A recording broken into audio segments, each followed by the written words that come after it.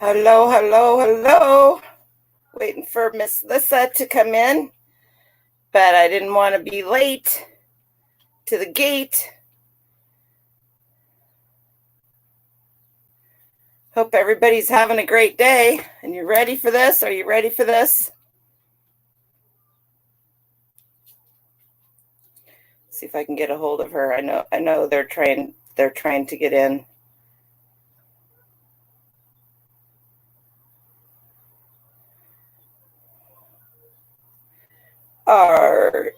Hi, Lynn. How are you? Happy Wednesday to you too. What have you been up to? I guess I'm really trying hard this week to be Westside Gary. Maybe I got to do this.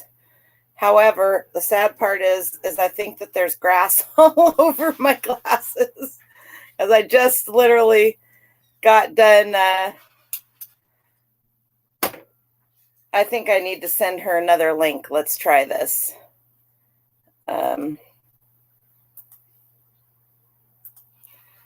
Let's go out of here, and I will. Yeah, she's having problems with the link, so let me get her another one.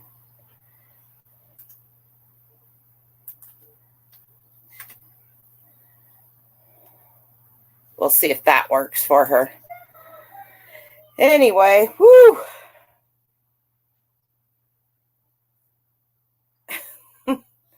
Could be because I sent it to her a couple of days ago. Maybe after they sit for a little bit, they're old. But it's no big deal because there she is. Here she is. There you are. I think that the link was probably just old because I sent it to you a couple of days ago. No big a deal. Okay. How are you, Miss Lissa? You look lovely tonight. Are you there? Yeah, we're like, there's a bit of a lag. It's like you freeze up and then I hear your voice. I don't know. We don't know who it is. It could be you, it could be me, it could be both of us. But it looks good on YouTube. So I have my camera, or my laptop that I use is right here. And what I see on YouTube looks good. So it's probably just going to be screwed up on StreamYard. So as long as it looks good, I mean, we're both good on YouTube from what I can see right now. What do you see, Lynn? Lynn is in here. Lynn is disability positive. Oh my God. What? Oh.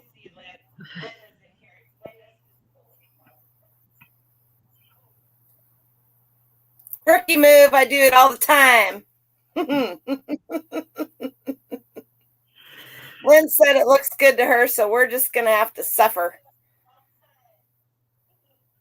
The audio for me is lagging about 5 seconds behind. Yeah, it will do that. It will do that, unfortunately. I can go out and come back in if you want to hang for a second. We'll try that because there ain't no way I can do a show with what's going on. This is bad. You need to turn your audio off in the first place. Do you have YouTube on too? Somewhere you have feedback. Like I have my YouTube sound turned off, so you can't have your YouTube sound on. But hang on, I'll be right back.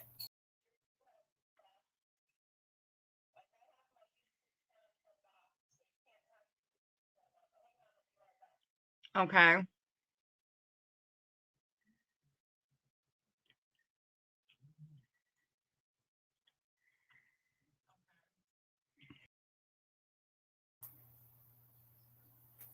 Where'd you go? She went away. Come back in, Lissa. It's gonna be one of those, Lynn. You know how it is, right?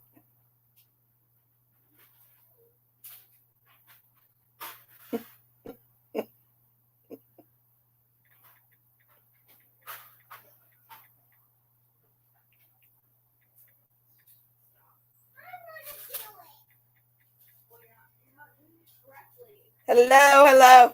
As normal, Chuck and Heidi, we're having problems because why wouldn't I? And it's all me, but it makes Lissa anxious, which I can't say I blame her, because when I first started doing this and I was having problems, I was like, oh my, oh my, oh my. What can I say? Why? I know, huh, Heidi? It's like that, and I'm like, I'm not. Well, I guess I am flush because I just finished mowing my yard. It's always something. Let's see, where did she go? I think she might be mad at me. No, I'm just teasing.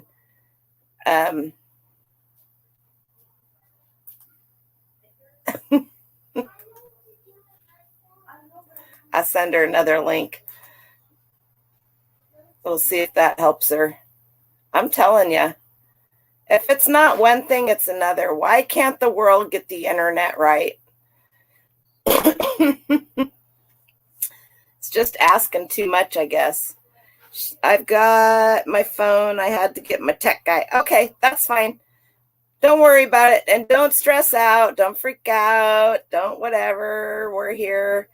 We're just a chit-chatting for the moment. But you can have, Lissa, you can have YouTube on your phone, and then you can come back in on your computer for, or you can do, either way, whatever works best for you. I think, there's Jamie. Gotcha, Jamie. I'm running away. Well, no, wait, Jamie, don't go. I want to see if it does it. It's going to do it because I have bad internet, and it's going to come in and out and have a lag. So what I have to do, Lissa, is I have to have YouTube on my computer in the office. See, now, what do you have playing that I can hear myself on? Your phone. No, I don't have anything on. I don't. You're the one that turned the computer on. You gotta mute YouTube. No, that's why. Because try it now. We okay? You're fine. We're fine on YouTube. Okay. You guys are. Yay! Yeah, because you had YouTube open. I didn't. You're the one that logged in. Okay, thanks. I did what you told me to do. All right. Bye, guys. All right, you too. Thank you, Jamie. Thank you, Sorry, Jamie. everybody. That's all right. It's all right. We're all good. All right. It's only the Jen, second time I've touched this thing. It's okay. It's all good. This is part of the learning curve. It's, There we go. Oh, Tracy's here. Hi, everybody. Let's see. Let's go from the top. Hi, Lissa. How you doing tonight? Well, shaky start. Fun That's day. all right. It's all right. It's all good. What are you gonna do? It's we don't get to do take 12. We just start. This is live. Tracy, I love you. You stayed awake just for me. And that's Tracy, 1987 Ventures. I don't know if Lissa, do you know her? She's in the Catskill Mountains. Yep. I know everybody on here except the disability positive is new.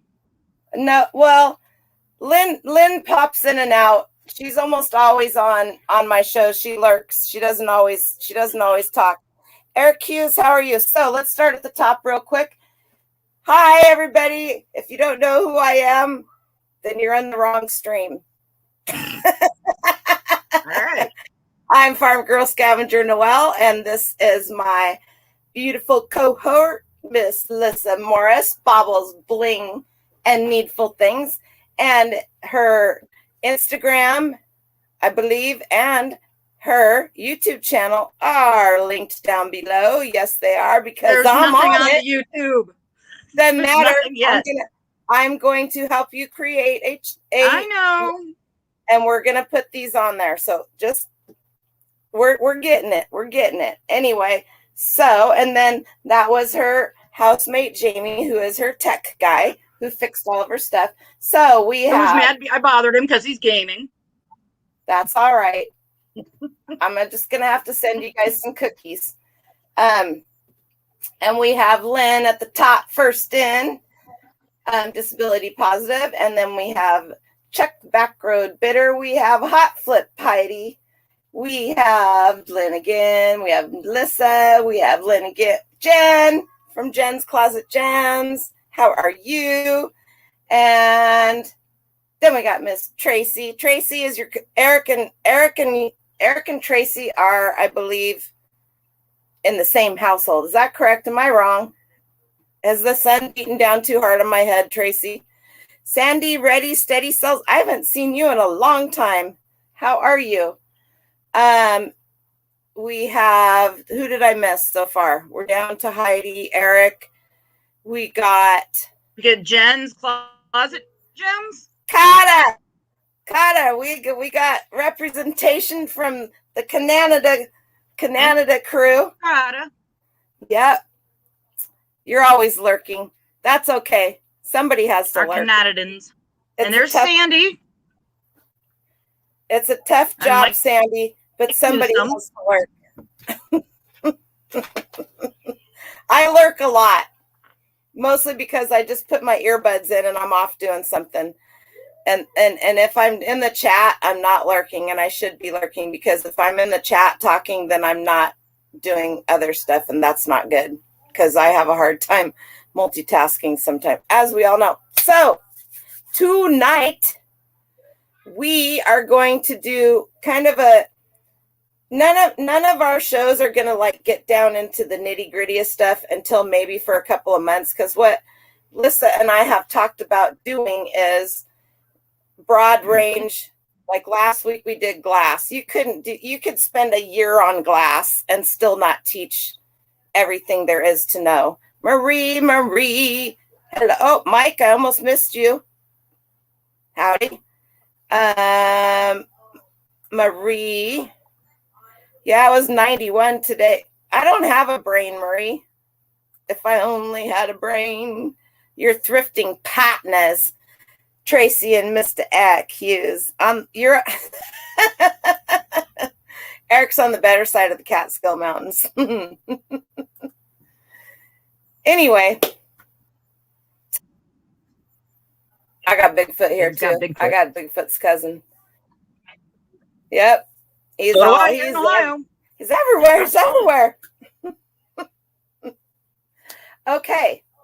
So today, our goal today is to do a broad range, some pottery and some ceramics.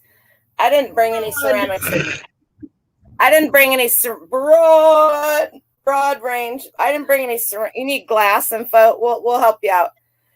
But I'm pretty sure that Lissa has. You're a week late. No, I can do glass.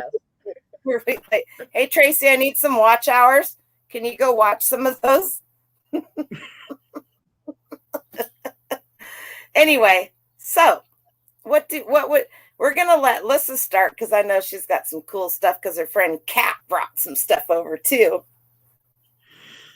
Okay, well, hello everybody, and yes, as Noel said, this is going to be just really broad, because yeah, you can talk a year on any one company.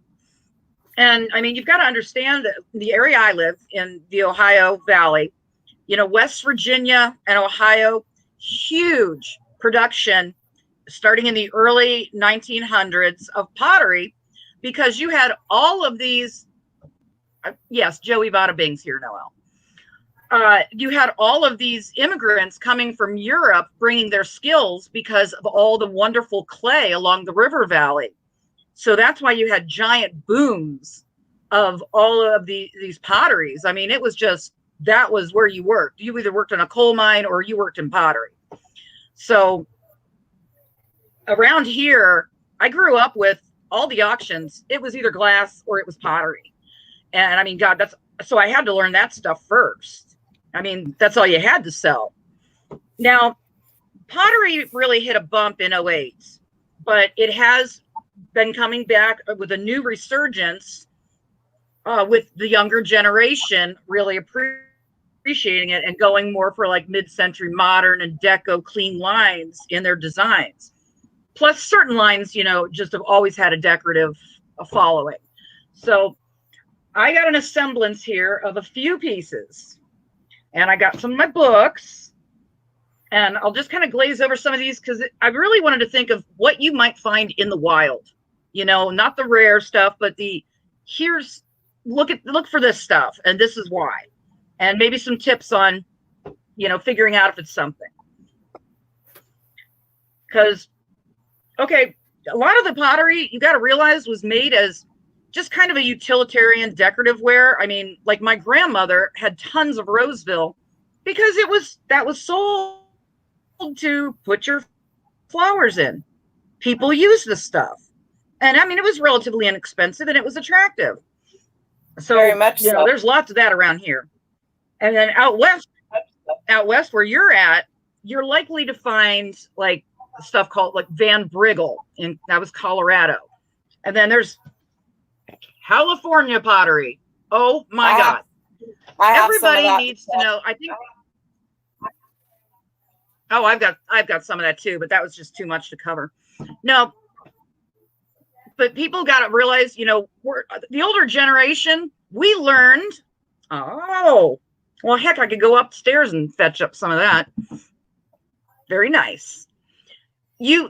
People don't realize, I think the younger generation doesn't realize how invaluable these books are. They're like, I can look it up on the internet. Really, the colorful, beautiful books, you learn by looking and repetition. Yes, Noel, you finally saved some of your books. Thank you. You can't look this one up. Saved. I never got rid of them. You can't look this one up on the internet. You know, and yeah, you just can't. There's some that are really, really scarce. And there's some companies that, I mean, were so small, but they're collected and that nobody made books. But it helps to learn the glazes because there are reproductions, but thankfully there's not too many. I mean, Roseville does have reproductions in the early millennia here in the late 90s. China popped out some, and they just put a paper label on it. But it's real easy to tell when you look at original pieces versus the reproductions. The glaze isn't right. That's what I'm saying. Repetition in looking and, you know, touching the pieces. But, you know, I learned a lot of it just looking at the pictures. Like, for example, this is my favorite Roseville book of all of them. It, I think, is the most informative. I think I have that one too. Yeah, these Schiffer books are great, but this is the best one. I've got another one sitting here, but this is by far, this covers your marks, your glazes, your design shapes. I mean, it has got the most of everything you're going to see. And even a wonderful cheat sheet. Now, this is something you might be able to pull up on the internet. I obviously printed this off in 2005, but when was the that? numbers? It shows the numbers that are on the bottoms of the pieces to what body style they are. Like this right here is a Roseville white rose basket, and let's see if we can get the mark on there. And it's 608. So look on there. Technically, it would be called a cuspidor because it's in the 600s. So that helps you with identifying what your shape is to be able to look it up. So that helps because a lot of, I mean, they called things different things than what we would call them. You know, they had fancier names. Definitely. So, well, I didn't know quite where to start. I mean, Roseville is kind of, you know, the most prevalent. What I can really say about learning the glazes is how you can tell at garage sales, estate sales. Look at the glazes at your Lowe's, at your Pottery and Lowe's, or your Pottery Barn, whatever. They're harsher now. They're really shiny. They're cheap looking. They look like China. I don't know how to understand it. This is Ross. It's just sorry, we repotted plants, but I mean, look at, they even actually put fake crackle in it. Yeah, but it has a different feel, a different weight. Yeah. You know, it's just not the same as old pieces. And that's it. You've got to touch the old pieces. And like the old pieces are gonna be, look at, you can't even, there's no smoothness. See, this is, you know, the old Roseville is very not sharp. The lines of the designs are not sharp. They're very muted, very soft. The reproduction, very sharp, and the colors are just harsher. I've seen some of that stuff, and it sticks out like a sore thumb. Yeah. Now, I know this is real. This was my grandmother's. Okay. I also have the Mother of All God here. This is actually a rare thing, but it's going into an example. This, I found this at an estate sale a long time ago. This is mine.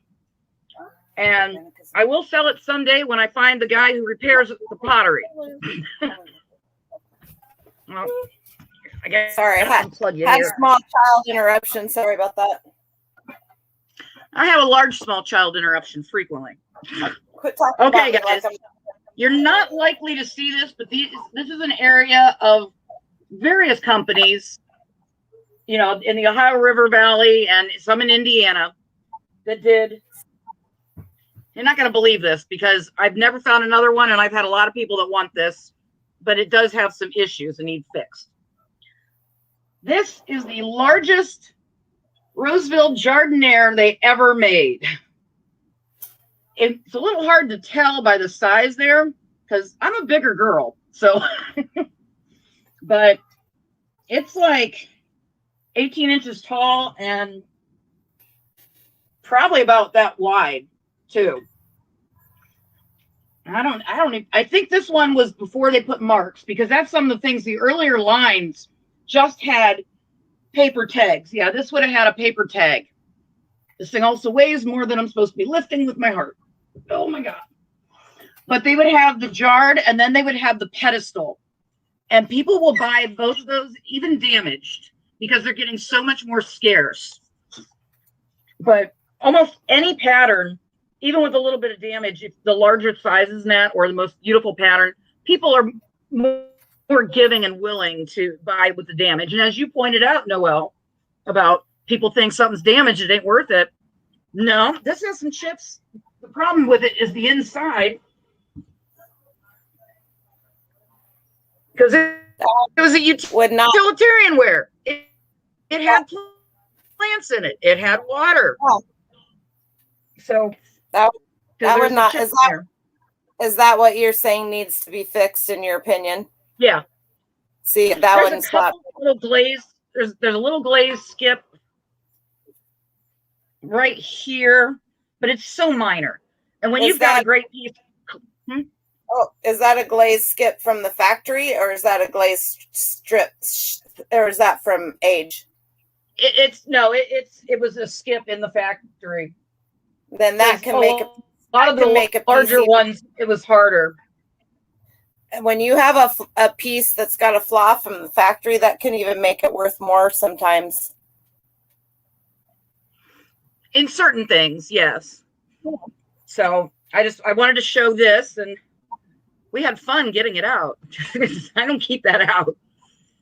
So then also around here, these are ones you're going to find. Anytime I've traveled, I stop at, of course, thrift stores, estate sales, garage sales, whatever. People loved their little travel knickknacks. And the little shelf pieces, almost always they'll just be marked USA, embossed. I think everybody can see that there. The USA. And they were just really cheap, you know, like 29 cents or whatever. And people just get it and put it on their shelf for buds. This is Shawnee. Shawnee and McCoy did loads of this same type of stuff. Loads and loads of it. Little cornucopias, little animals. People are crazy for them. And my poor girlfriend, Kathy, yeah, I know that pattern. My poor girlfriend, Kathy, did want me to mention that she had a huge collection of these from over the years that I watched her buy. And she sold them recently because she needed some money for, I couldn't believe the prices. She'd sell them in like little lots. I think just a couple of them in a lot. And she was getting like $150. You want to see how much she paid for this at one time? Shawnee's really popular. The sticker's still in it. Yeah, but because it's the deco lines, goes great with mid-century modern. So you have a lot of the McCoy and all that. Anytime you see a piece that has the embossed USA, you're more than likely, just the plain like that, more than likely you're looking at a Shawnee or a McCoy piece. Because at different time periods, you know, things would be marked differently. But that's pretty much all their little utilitarian 5 and dime store wares. Look them up. People are collecting them again, especially the small animals. And I wish she hadn't sold them so I could have showed you. But they have like little dogs, little donkeys. Oh, there's a bunny rabbit. So just, you know, let your fingers do the tapping and go through, look around the Phoebe land. Now, Noel, you had some you were going to show. I'm also going to I'm putting a link in the chat right now. And if you guys don't already follow this guy, he is 66 Unique Antiques, and he's been doing like little 15-minute short videos. And on his playlist, he's got Collecting 101, and he's got 17 videos in there right now. So if you want a little quick thing on all different kinds of things, it's very interesting. Now, and he tells you this in no way, shape, or form is it, you know, you can't get into anything, but some of his are really cool because he's doing what Lissa is doing. He's got one on cast iron, Griswold, Wagner, and all of that. And he starts at the very beginning and he tells you the history of them and how they started and how they merged and all of that stuff. So he is really cool. I have introduced a lot of people to him. So I just wanted to drop that in there. Shawnee and McCoy, but Shawnee right now is huge. People are I know a lot of you guys follow George the Antique Nomad, and he talks about Shawnee a lot as well. So if you're not aware of that just on your own, so speaking of McCoy, everybody knows the bean pot. And this is a McCoy bean pot, 340. And you will know, let's see how well I can get this up here. It's really actually got a pretty good marking for as old as it is. This is mold number 342 McCoy. And then it's going to say oven proof.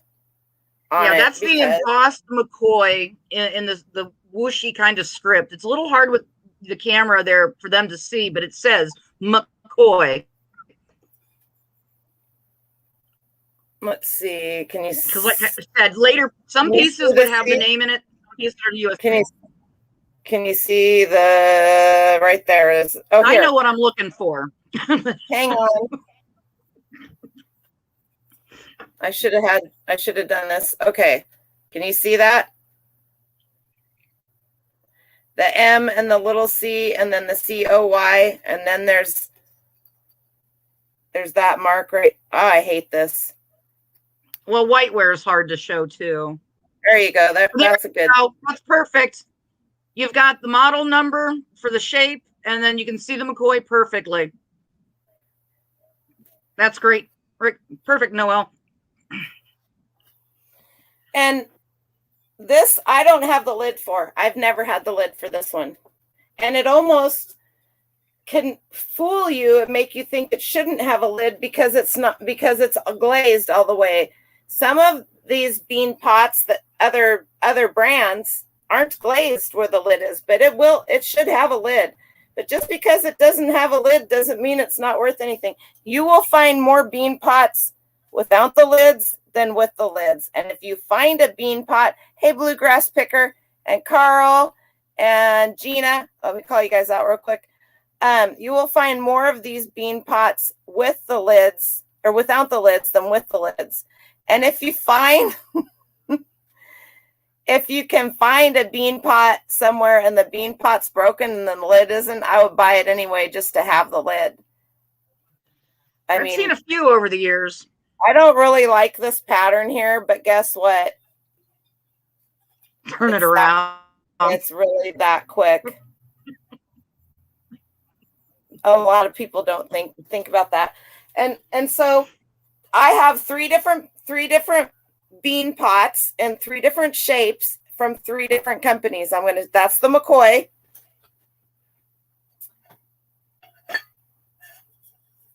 We'll see. This isn't a toast or a toast. This isn't a test. This is, I'm not even sure if I know this. Now, see how this is not glazed? The lid is not glazed. I had to wash these. They were up in my shelf. This lid is not glazed, and that's why I said I don't even know who made this off the top of my head, because you can't really read. I'll show you the bottom. You can see right there where there is a mark, but it's not something that I haven't spent any time to look at it. I don't think I would sell this one because do you see the crack there? However, I love this pot and it sits flat. I love the handles. I should Google Lens it real quick and see if I can find it. And I may well listen, but this crack that's in it goes all the way through. So I don't usually do much with this. I love this. I love the, I'm sure I could sell it if I wanted to. And when I find out what it is, I might. Hey, Boatman, I sell broken stuff all the time. Especially if you guys saw my rose medallion plate that I sold this weekend.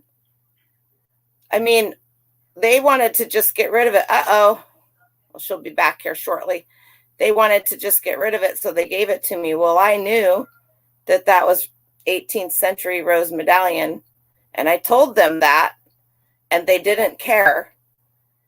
So if you guys, and it's dark, it might not be describing it right. Heavy ceramic, it's not ceramic, and it's not lusterware. This is not ceramic. This is pottery. Yeah, it is dark. There you are. There I am. There you are. Okay. That might, let's see. What'd you put here? Apparently I just sold something. I know. Yeah, you can email me a picture. You can Instagram it to me too, Janet. Oh, this is something that you have, Janet, a copper lusterware. Ooh.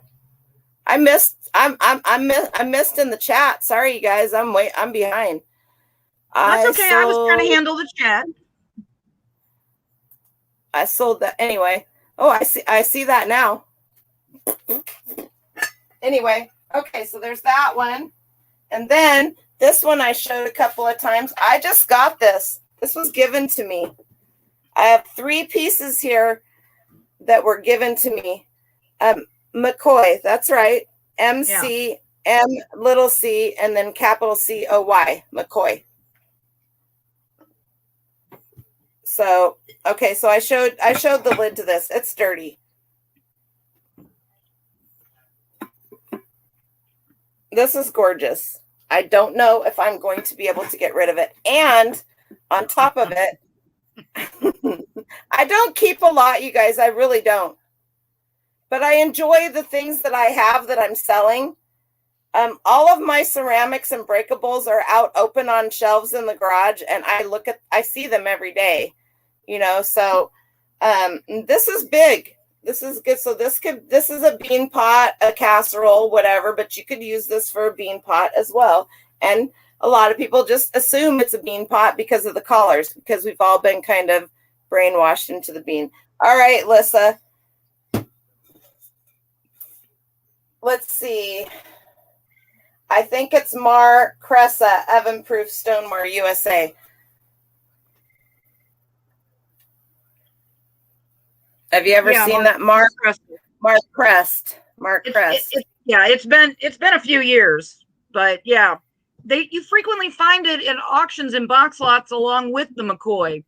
People, I guess, put them and paired them together.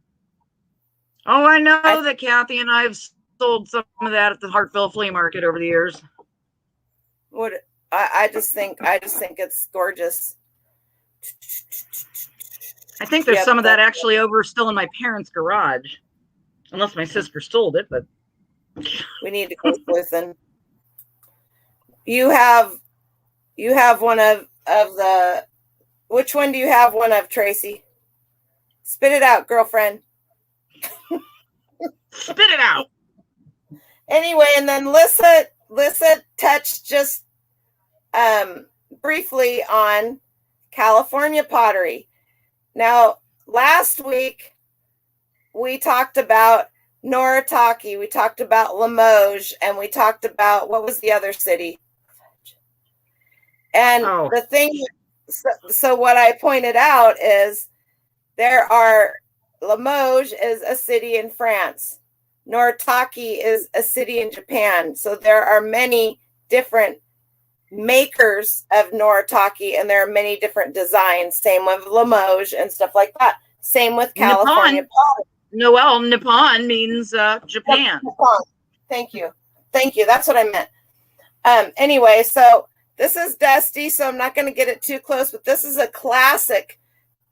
This is mine, but I do have it listed because I just got tired of cleaning it and I never used it. And I collect roosters and chickens, but I'm very picky. And you do not know how hard it is to find this set that has two pictures. It has, and this is Monterey. Oh man, I can't talk. Montney. There we go. We'll try that again. We'll let you try pronunciations. Keep it up. We'll give me a pass. Heat stroke. Okay, and then the salt and pepper shaker. So this is a whole set. Plus, it has the little Lazy Susan, and it works. To find something, and I'm not going down on the price of this. I've had this listed for over years. I'll sit on it forever. I'll just keep it. I have it. I look at it every day. I enjoy it. You know, I had another set very similar to it that I did sell.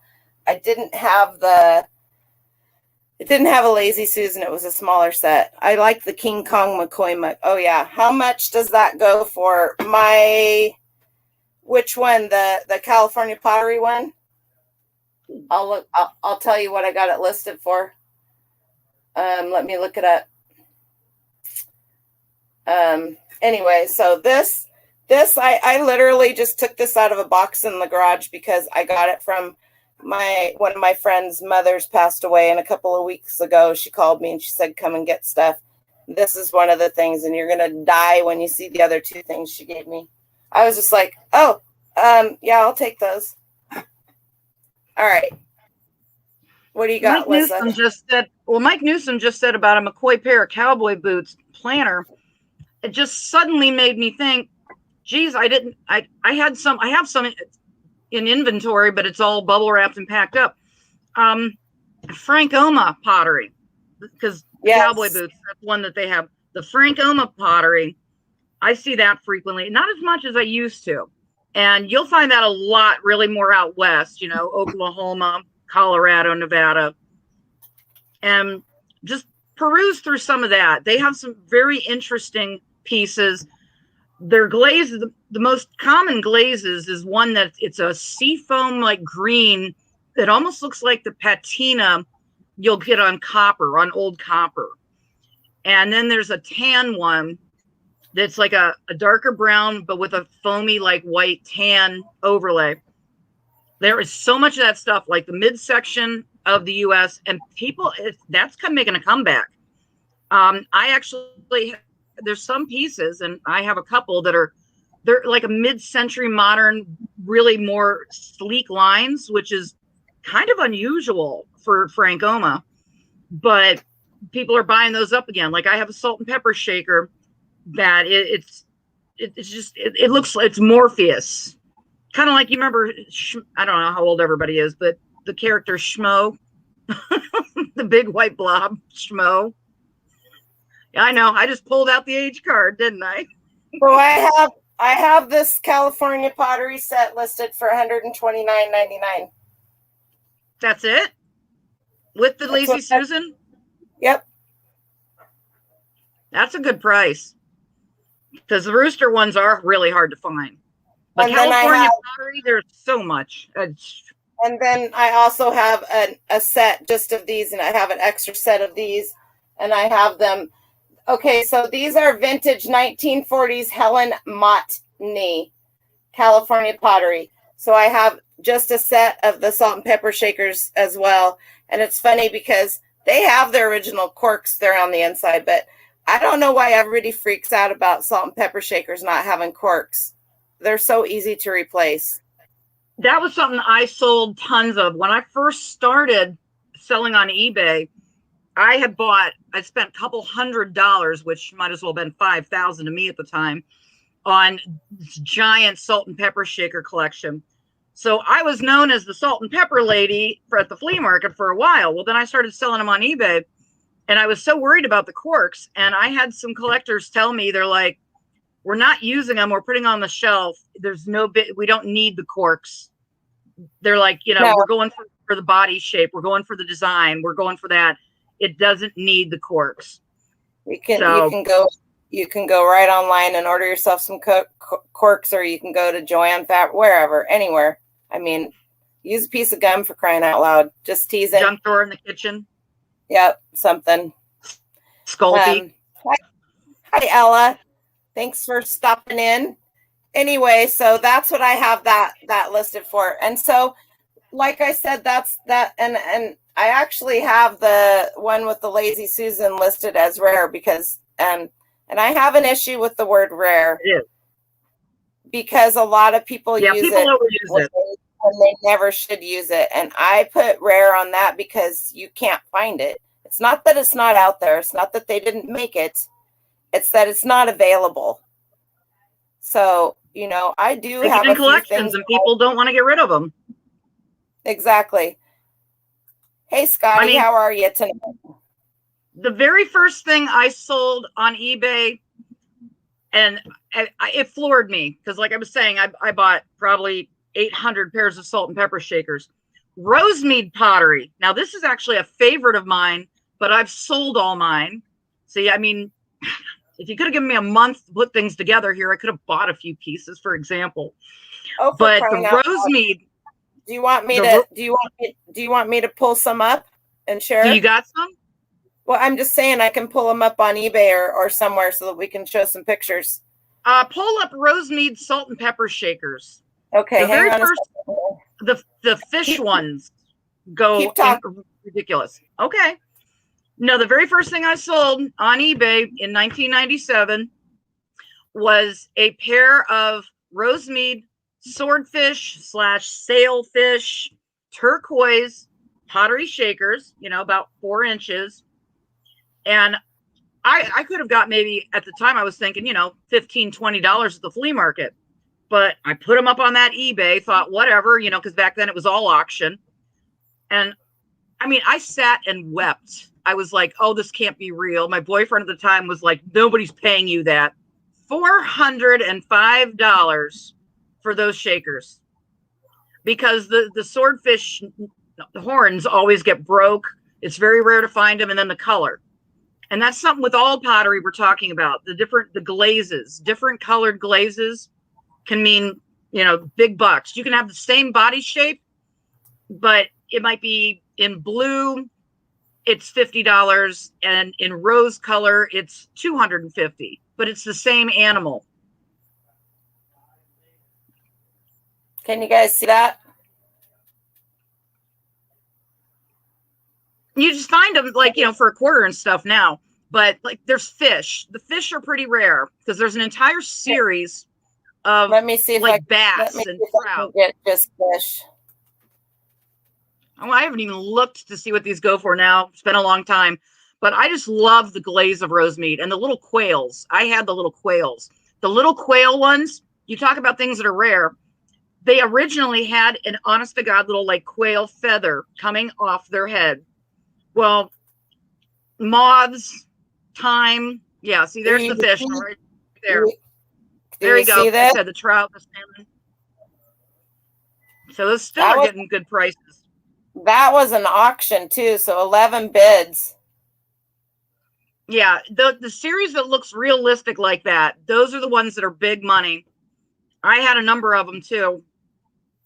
I mean, the market is down, but it's still there, and it seems to be coming back.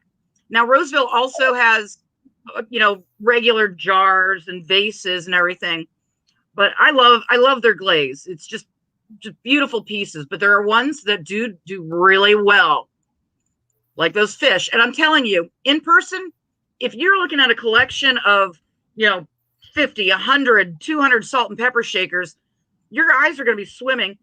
Those fish don't look like anything special. You've got to learn to recognize the glazes of these art potteries. And rosemead also has a very distinct clay look, so when you lift it up on the bottom, the color. I mean, I know all this is out there for everybody to look at. Like we told everybody, we're just kind of glazing over a little bit. I don't know why it does this to me. Oh, here. It won't let me, like when I pulled up, I've got this, I've got the trout opened up so that I could show you guys, but it won't share that screen. I don't know why it does that to me. Anyway, so we're just gonna move on from there. But so that I mean, you guys can all pull this up, but when you look at the bottoms of these, they're not glazed at all. They look like they were just sat on a piece of canvas, which basically what they were sat in the kiln, and they had to actually almost scrape them out of the kiln, and that's why they have that bottom that looks like that. Now, again, that's where we're talking about like how the pottery, was such a boom here in the Ohio Valley because of the river and that. Rosemead has a very unique, distinctive color in that because of the minerals in their clay in that area in the Dakotas. So that's why you learn that color, it's going to be nothing but that. It's going to be that. You learn the glaze, you learn that color. And that it's one of the easier ones, I think, if you're going to learn some of the innocuous little pieces. Like, look there, that mug. And things like that. Frank Oma also does things like that. And talking about who is... Someone's blowing up your phone. It's Jan. So look at... Would you guys even look at a piece of pottery like this and think it might be something worth some money? See these little flat. Wow. Look at this is sad. Do you see this piece right here? This Rosemead Commemoratives lot of 4 sold for $31 on 6 bids. But there's actually 5 pieces here. I don't know where they came up with. Do you see this piece right here? I think it's a salt and pepper shaker set. They're counting as one. Do you see this piece right here and see the price? It's the same damn piece. These people. That's called eBay rebate. This person did not know what they had.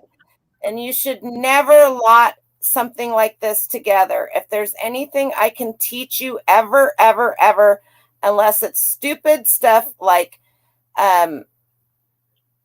Monster High doll pieces or stuff like that. This stuff right here, you don't do this because see this piece right here and see this. Yep. I would have bought that in a hot second. I actually did that early on in eBay. I would go and search out pieces people didn't know what it was. Here's some, and then turn around and resell them. Oh, I love the little foxes. I have the deer. I just forgot those are in on my television stand. So these corn. Now I had the opportunity to buy a whole set for 16. The whole shebang. They had the whole shebang. They had everything. It was in great condition. It looked like it had never been ever used. But at that point in time, I didn't know enough about it to let myself purchase it, which is stupid. I gotcha.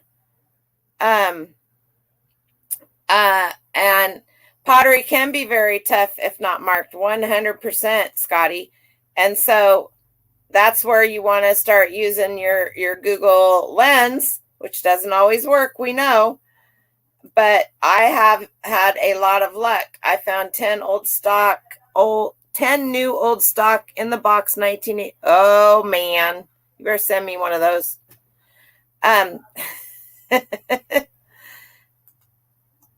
All the ones I sent you have lots of them, all different sizes, I bet they are. I bet they are. I think she went to go get some pieces to show you, but and this is just, look at here. You could look at this and think this might be Roseville, because this is very muted. It's very, but obviously it has a thing there. So,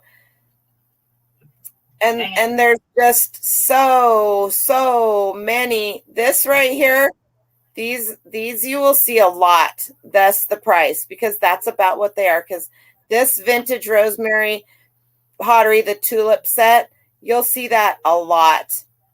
I see it a lot. Maybe I should just say that. And it doesn't sell for a lot. Oh, I would love to have that. So I'd never buy it. When you're researching and you find stuff, you're like, oh, I want that now. It's just because you fall in love. I don't have a P.O. box, but I do get P.O.'d a lot.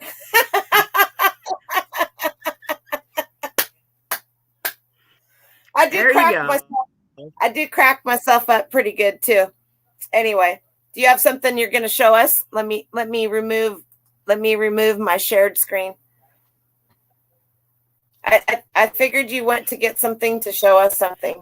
Well, I'll have to go with something else, because I thought I had my Rosemead deer, Art Studio deer. So this is ceramic, even though it looks like pottery. But at least Ceramic Art Studio, they always do market. But the color of the sandy reddish color of the clay, they'll always have the little C for the copyright, and then sometimes they'll have the name. And these little suckers are adorable, and they're still collectible. The market's really gone down on them, but some of the pieces are starting to come back. Then I got the little baby. They're only adorable until you have dusted them for the 30th time and you realize, why do I have this? I'm going to list it and sell it and let somebody else I've had it for 30 years. This girl right here. I'm horrible. Well, but you learn repetition. You just got to learn the look and the feel of items. But if I had to do one rule of thumb to tell somebody, like, hey, we're hitting up this neighborhood garage sale. If you find anything that's embossed, pottery, that they can recognize pottery.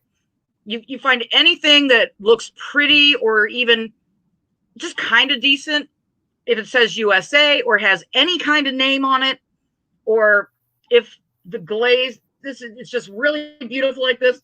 Now, see, vintage bottoms look a lot. You'll usually have something embossed. They look a lot different than the modern pieces you're getting at Pottery Barn or wherever. I would tell somebody, yeah, pick it up. I mean, not if it's, 50 or some bucks, send a picture to me. But if you're a novice, pick them up for a couple dollars. We used to refer to it as our reseller education. The cost of our college was, the things you buy and then you learn, and, so it might be a dud, but you learned about it and you learned what it was, things like that. Exactly, Scotty. Stuff I liked the look of, not worth much. Stuff I don't really like, has been worth hundreds. I find best to learn by attending local high-end auctions too. And that's a big thing to do if you have money. Also, something I want to mention to you guys, when you're at the Goodwill and thrift stores, go look through the magazines, because I have picked up a lot of old Sotheby's auction books, and they're thick like a catalog. They're like a Vogue magazine with a hard cover, and you will see stuff in those Sotheby's. I have them listed for sale. I've sold quite a few of them actually, but I find them all the time. And then I look through them. Anyway, I should tear them apart and make copies of them and sell them that way. But no, anything for buck? No, not with that. There's some stuff that I'll draw the line at, and I can't. I will sell a book that's worth a lot of money that can be worth a lot more if you took the plates out and sold the plates. A plate is an engraved picture. For those of you that don't know, and I know a lot of you do, but there's some people that don't. I will like the book that I sold for $2,000. I can guarantee you that guy is going to take the plates out and he's going to sell those plates, each picture, for close to $800 a piece. I personally cannot do that. That book was in the best condition of any of the books I've seen in the last 10 years. And it went back to Deutschland, where it came from. Okay, so Karen, wow, I need help. I really do. I'm just putting it out there that I know it. This is what Janet has, that she has a bunch of, and they're in mint condition. And okay, come on. There really isn't. Do any of them have a good marking on them, Janet? Pictures are difficult. And they're almost they are older pieces. They're almost they almost look metallic. They almost look pewter until you see the bottom of them, where they are. You can just tell by the tone of the glaze. They are older. They look to me like they would almost be a piece of restaurant ware that was used in a restaurant for a small bowl of soup. I've seen something like that, but I can't put a finger on it. Not right this minute. I know, not right this minute. Just set it there. It's the last one in my thing. Okay. Anyway. You've got stock. No, he wants me to print a label for him. And I said, it's the glazing is confusing. And that's what Lissa started this all off with, is glazing. And something that you guys really got to understand about glazing and what she said, and I don't think that she or I or anybody else can even get this across to you enough, as there are a lot of repops. And they're not very big, Mike, because they're in her hand. So that's why I say I think it may be some form of restaurant wear. Good night, Ella. Thank you so much for stopping in. Ella. So you guys have to understand that. And there are, if you can see a USA on something, you probably have an original. Get it. Yes. And don't worry about trying to figure out what it is. If you can see the USA on it, you have, I can almost 100%, you can tell.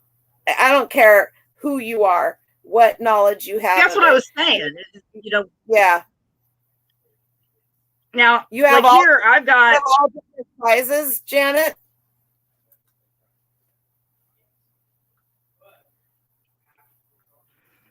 Oh, now that she just said cookie jar, because I think I've seen the cookie jar. I think I've seen a cookie jar, and it was a California pottery that was like that. Oh, good Lord. I'll tell you what it is. It's right there. Oh, so it is McCoy. McCoy Art Pottery. And you can tell Google Lens, thank you for that. See, there you go, guys. You got that, Janet? I'm going to send it to you, Janet. I'm going to share it. There you go. So, and I don't say that to make you feel stupid, because I have a very strong feeling that you already tried Google Lens, but I don't know. Don't ask me. I have been able to find things that other people couldn't. It's just, I don't know. I'm special. Short bus special. We know. Yeah. You got it right there. For sure. Well, I was going to show something else. Is that okay, Noel? Yeah, go. Come on. Okay. Hang on, let me make you big here. Okay, go for it. Okay. Along the same lines as, the Roseville and Weller, it's another company. I'm sorry I don't have an example here, but Roseville and Weller look very similar, a lot of their pieces. And the Wellers are generally marked pretty good. So, like we said, there's so much pottery. We're just picking a few pieces. This is also stupidly common to find, and there are collectors. Now, this is called Hull, Hull. And you'll see most all of them are marked like that, and they have the USA, like we said, and the USA is raised on these pieces. And this is a model in size. And it's that matte glaze. Yes, Kathy has a chip. I'm sure she knows that. But it's a matte glaze. They're very soft tone. And these were used, again, they were sold through the florist. Because my grandmother Early had F. tons of this too. Because she was the president of the garden club. They did all this. What, honey? I said early FTD. What, Noel? Early FTD. Yeah, essentially, that's a good way to put it. They almost all Hull kind of looks along these lines. It's one of the easier ones to learn and spot. And to the best of my knowledge, I do not think that they reproduced Hull because there wasn't like a huge monetary market driving it like there was with the Roseville. So, but then I have something else. This is called Hull, Hall, like Kids in the Hall. If anybody remembers that show, I'm sure Chuck and Marcy do. I don't think I brought a piece of Hull. I have some. It's in storage. That's all. I did. Well, not only do I have my wonderful book that this Hull book, it's pretty old, but it was super cheap, and it's really got lots of fantastic. It shows you the color. Oh, that's what I had it marked. The different glazes, and I think that's a great key. That really helps because there's such subtle differences in some of the glazes, yet the price could be the difference between a couple $100. You got to have the color, like we were saying. I mean, look at all these greens. However, just slightly, the reds and the oranges. I mean, it can be tough. So that's why I think this is an absolute must. Now, most people know the Hullware from probably the autumn leaf, tea leaf pieces. And that's because they were sold as a premium through a tea company back in the day. And like you bought so much tea, you could get a piece and stuff. So everybody and their grandmother have the tea leaf there. So you probably have seen that it's in billions of patterns. But the really collectible, they have lots of other patterns you wouldn't even know. That's why I said, look at these books. And the utilitarian wares, see, the mid-century modern people are really getting into this stuff again. And you can find this just in innocuous boxes under tables at estate sales or auctions, and nobody thinks anything of it because it would be like refrigerator ware. Because most nobody even looks in those boxes and refrigerators and you wouldn't think corners. I mean, it doesn't look like anything special, but the color can make the difference, And like this is your typical refrigerator. It's the Westinghouse pattern. It was an accessory to the Westinghouse refrigerators. So you'll find a lot of this, but it is still collectible. Hey, that orange one right there. Yeah. That orange one. Hold 10. Yep. Hold 10. Hang on. Because when you bought Westinghouse refrigerators, you could get this. And when it was introduced in 1938, it consisted of the water server, a leftover bowl, and a butter dish. But there are other, you'll see on the stack pieces. And they just look so boring to most of us older folk, but they're really kind of hot for people. They make plates. I do not believe that Hall made plates, but they did make casseroles. Well, look what Noel found. Ta-da! There you go. I have never seen one of these, and I don't even remember where I got it, but I just about died when I saw it because I knew what it was, but I've never seen one. If you guys follow Anthony Froggy Flips, I followed him since his get-go. He did this pick in a barn, and he was so excited, and he was really it was like 2 weeks after I got this, literally, and he's showing all of these shelves in the shed, and right above his head was a box that had about 8 of these, and I'm just like, Anthony, and Justin comes and he goes, Mom, he can't hear you. Oh, if they all could hear us. I'm just like freaking out. This I can guarantee you guys. Just look at the bottom of this. This was never used, ever. They got it with their fridge and didn't like the color or didn't like it. Wasn't this gorgeous though? I mean, you can tell. We should point out all Hall. This is important to know. All Hall is heavy. It is thick. Yeah. It is heavy. I mean, thing here, you can see it's not huge. These are my hands. This weighs, I will tell you, I'm going to say 2 pounds. 1 pound, 15.1 ounces. Man, I'm good. Oh, yeah. Well, and here I've got actually a pretty rare piece, and I need to sell these because I've got a set of 6 of them. I always kept them planning to throw some summer party and have crab cakes. This is a Hall. Hang on.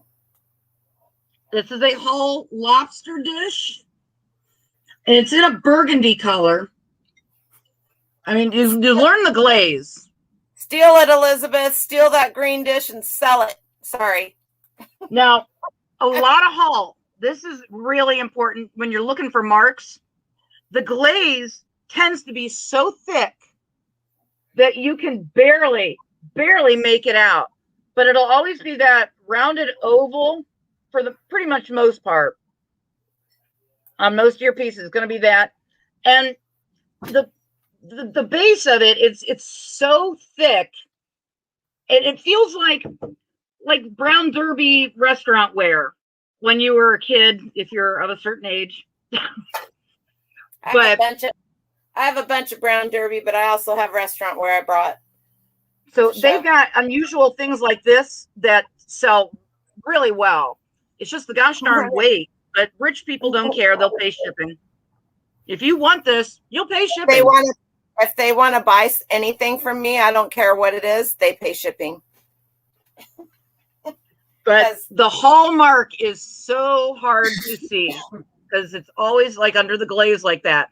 Noel's Westinghouse piece is unusual in that it has the white bottom because most Hall has the glaze and you can barely make the mark out. Yeah, the refrigerator ware is the only that I've seen with the white base like that. And now, let's do this here now. Not only did the refrigerator ware come in China form and with your refrigerator, but you guys are all well aware of the turkey roasters, the Westinghouse turkey roasters. Sorry. They think they might get free shipping from Noel, but they won't. That's right. That's right. You got it. I got to get some merch. All of those. Okay. Story time. So my aunt and my grandfather who passed away, and my aunt is in her 70s, and I take care of her property, and Janet's aware of who she is because she's not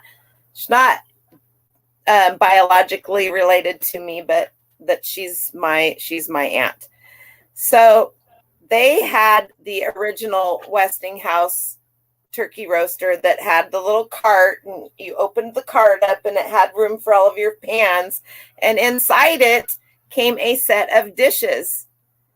and they weren't ceramic, they were glass. But I'm bringing this up because you guys see all of the little, and I'm going to go get one in a little bit when Lissa's having some showtime here, because I got to go into the front room and go into the closet.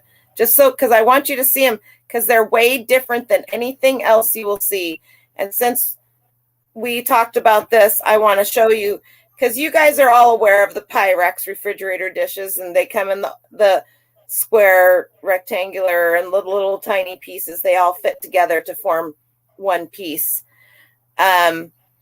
Anyway, so my grandfather took that whole set, the whole thing, which was in mint condition, and he put it outside underneath the tarp, and she didn't know about it.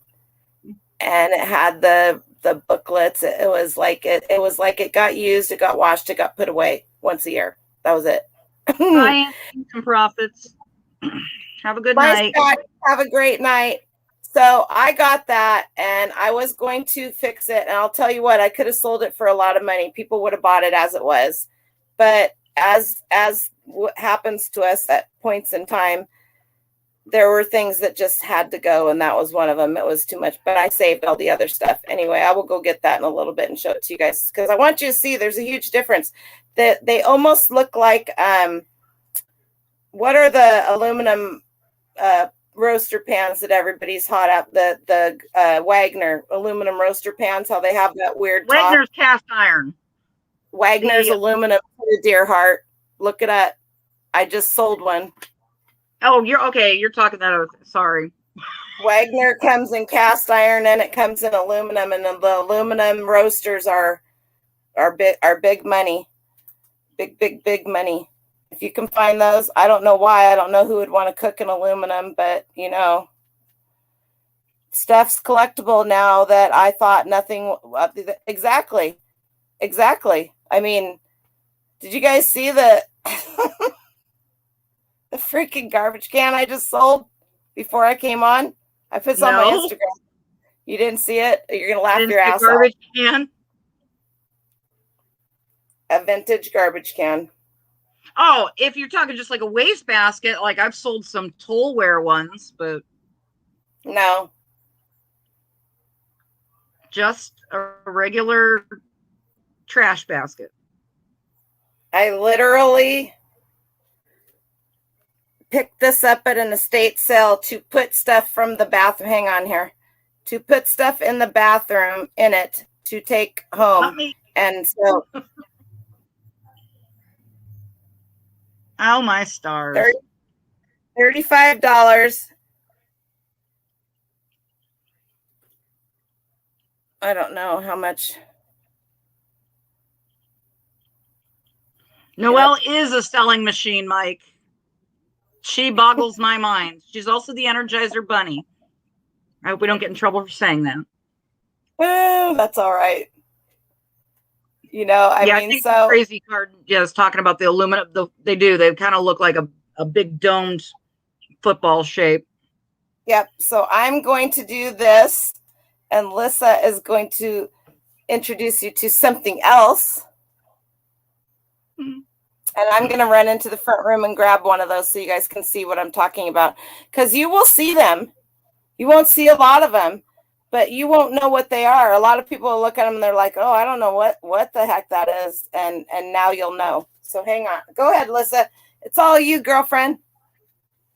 Thank you.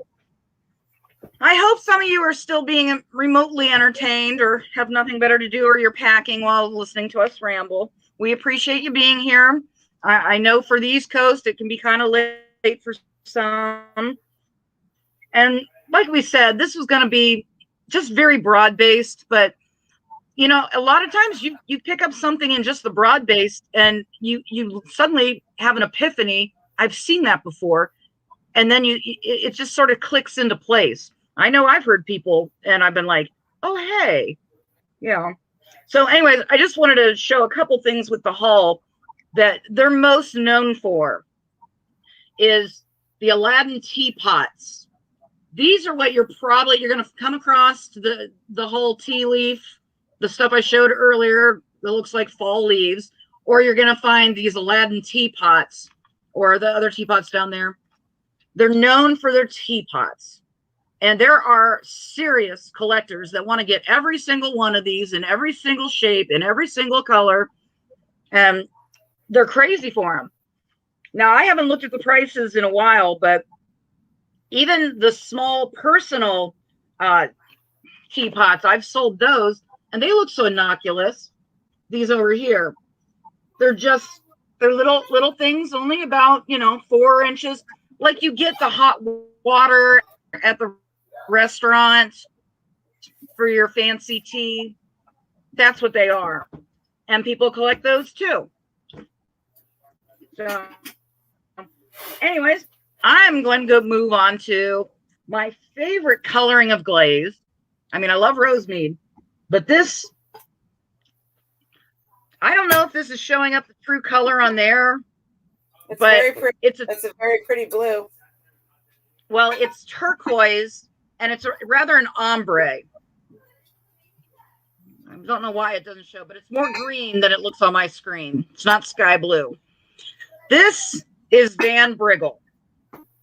Now, most of the pieces will be marked on the bottom, and it looks like somebody took a toothpick and just scratched it in. Van Briggle, VANBRIGGLE. I think I have a book on that. I couldn't find my book. I've sold so much of this over the years. I got a book on Shawnee. Kathy couldn't find hers. That's amazing. But I didn't know I had that one. Oh, there you go. No, but I'm telling you, people, okay, the Van Briggle fella who started the company, he actually worked for Rookwood in Cincinnati. That's another company. I don't have any. We're talking about things you might find in the wild. Rookwood, you're not finding it too often. It's big money when you do. So that's why we're not covering it, because we wanted to go with stuff you're more likely to find. But Van Briggle, when he left, he got tuberculosis. And so that's why he went out to Colorado, because that was good for your lungs. And so he still wanted to do pottery. So he started, Van Briggle tends to be more common out west, but they have some beautiful pieces. So he started his pottery, and most of the glazes you'll get are the turquoise, a mulberry, which is, kind of a dusty rose. And then they have a Persian rose. And they're very muted. They're all like this super matte. And I mean, this even has a light crazing look. And almost every piece I've ever seen has a light crazing. They have some that are like nudes, the vases. The vases are where your big money is. Like there's one there. There's the mulberry. But your real fancy vases, and they have ones that have like nude ladies wrapped as part of the body shape. And the figural ones are where your big bucks are. Now, Noel, it's important to note the little pieces you're showing there, they're only like 4 and 5 inches tall. Yeah. They're just like little. Guy's got one in his hand right here. You can see how tiny it is. This is a salt shaker. One salt shaker. And $9.10 shipping. Oh, that's a rake. But you learn the glaze. You see, just looking at them, there's a consistency to that glaze. While we're here on this little flower frog duck thing, you guys should start keeping an eye out for these, because not that they haven't ever always been popular, but flower frogs are making a comeback right now, whether they're pottery, whether they're aluminum, whether they're glass. Even just the glass ones, the plain glass. Yeah, I just listed some of them the other night, so there you go. Continue on. Sorry for the sidebar. Oh, no, that sidebar is just fine. I mean, we're just showing, you see the basic colors, but look at the variations in price. Okay, there's one of the Lorelei vases, 250 slash through. That's wow. Yeah, that's we can't blow it up. That's what the girl, the Art Deco woman I was telling you about. That's the Lorelei, and I've actually find those surprisingly. Oh, they're gorgeous. It's her body wrapped around. Hang on a second. I'm going to see if I can share this one too. Stop the screen and share.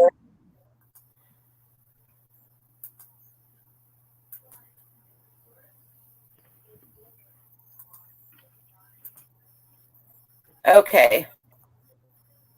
You guys can see that. All right. Let me see what I can do here to get. Those are so gorgeous. Kathy and I both have sold those before. I had one in the turquoise. Why they got it? See, there's the marks. It looks like someone took a toothpick in just the wet clay. Now, yeah, I'm pointing at the screen. That mark that looks like a church window with a cross in it or whatever. Sometimes the pieces will only have that, but that is the Van Briggle mark. And like I've said, you find pottery that has a mark of any kind, take a gamble. I mean, especially, you know, you're talking under $5. I mean, heck, for my under 10. Yeah, they did a shitty job taking these pictures. I'm sorry. They should have had this thing. Yeah, I mean, they got it laying down there, rolling it on the freaking table. Stand it up and show it to us. I mean, really, people, we all know, but this is the only picture they have of it that is of any decency. I love that. That is gorgeous. You know, my daughter is interrupting. Your daughter's interrupting. I can't see that part of you, but I mean, you know, so no, the Lorelei, it's a beautiful woman, and the top of the vase is her arm wrapped around and her head down and then her hair flowing. And those always, I mean, I think I got mine actually at a thrift store back around 2002 for like $15. They had put fake flowers in these vases to sell them. And I'm like, oh, thank you very much. I was shaking. I could not believe the luck. I mean, it's so hard when you get to the counter trying to be cool when you've got something great. Hey, a vintage mentality. Thanks for, I'm pretty sure you've been lurking, but thanks for popping in and saying hi. I do not that everyone, too. Not everyone knows what, Marie, the crappy pictures they took in the antique store that was in, because you saw all the other stuff in the windows. Seriously. That's outrageous. Yeah. Yeah. Those people know that. I mean, that was a sold listing, so they probably could have gotten a lot more money. All right, I'm going to show you this really quick, you guys.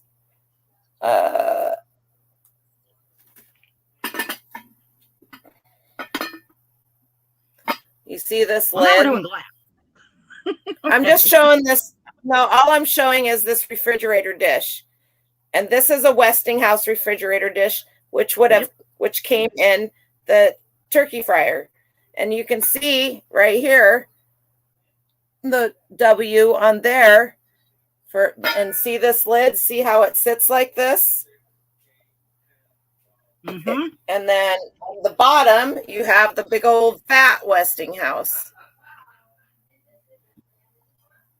This is like, I believe that this is 60, at least right around 60 years old. And I have two of them, and they don't look like they were ever used. I need to get them listed. And now that I have them, now that they've come out of the closet, I will get them listed. That was a side note. I just wanted you guys to see, if you see a lid like that, get the lid. Don't, when you see refrigerator dishes and you maybe just see the lid or you maybe just see the dish, buy them. People out there have the other pieces. Okay. I'm kind of torn where to go here, but I think I wanted to make a little statement about this because this was one of Kat's she got out. Okay, I showed this earlier about the swirly pattern. This is brush McCoy. This is McCoy, but there was another company that they joined with, the Brush Pottery. And you'll find this is the Onyx Glaze from the 20s and 30s. And actually it's still got putty glue in it because it had a flower frog in it. Because that's what these were. They were just utilitarian tablewares, decorations, flower pots. And you'll find this pattern. A lot of the Brush McCoy and the early McCoy, when they were transitioning between companies, you'll find these in the Jardiners that I told you about. And people really love them, even though, I mean, you know, beauty is in the eye of the beholder. My girlfriend Kathy has always said, The uglier it is, the more someone's going to love it. So if you think it's ugly, buy it because someone else is going to love Buy it fast because I'm going to the show uglier, you. the better. I'm going to show you something in just a minute here. I'm going to pull it up that I have listed that is super hot right now. I guess, I don't know, maybe hot's not the word. They're very popular right now, and they have been for a while, but a lot of people have no clue what they are.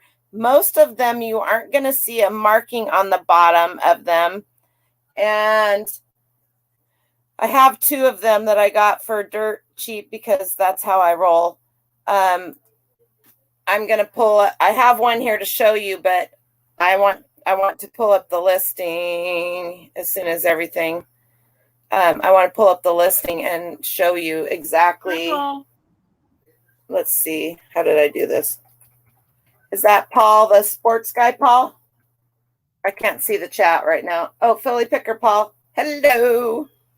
All right. I have the 11-inch one.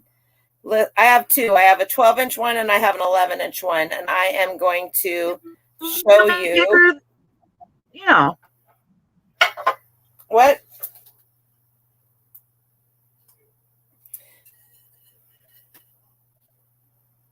You see this design? It looks like an egg. This is an 11-inch one. And the 12-inch one I have, and it's cracked. It doesn't matter. Trust me. It's got a crack in it. Casserole dish. These are not made in the United States. Are you familiar with this at all? Are you familiar with this at all, Lissa? I mean, I don't know if you are or not. I'm not putting you on. I'm not trying to put you on. Man, I can't even talk. All right. Me? I can't talk. I knew some of it. I thought we were just gonna stick with the U.S. because I mean, I could have done a lot of foreign pottery. The only reason that I brought this in and I'm showing you this is because it is very popular over here, and I have been seeing a lot of people seeing it. Yvonne, Thrifty Rich, I don't know how many months ago it was. She's in Colorado. I know a lot of you guys know who she is. She's in Colorado, and she recently, I shouldn't say recently, in the last 6 months, opened up an antique booth in there. And in part of the place that has the antique booth, they do auctions. And she was walking through showing all the tables set up for this auction. And there was a whole table of this stuff. And I was dying because I had these 2 pieces and I knew what they were. And she didn't know what and I'm not saying she didn't know what they were because she was stupid. She'd never seen them before. And so she was picking them. She couldn't touch anything. So she couldn't turn them over to look at them or anything. But so she was asking everybody what they are. But you see, that they're just really, really cool. And they seem to be very popular. Oh, I don't know why that picture's not going to show. But anyway, so I have 2 of them. I have an 11-inch one and I have a 12-inch one. This is my listing. Yeah, Elizabeth is way expensive. 1960s Bowls Lawek, Polish handmade pottery, peacock's eyes, blue red flowers. So, and they do have them in different muted colors like that. So, you know, I mean, there you have it. So there is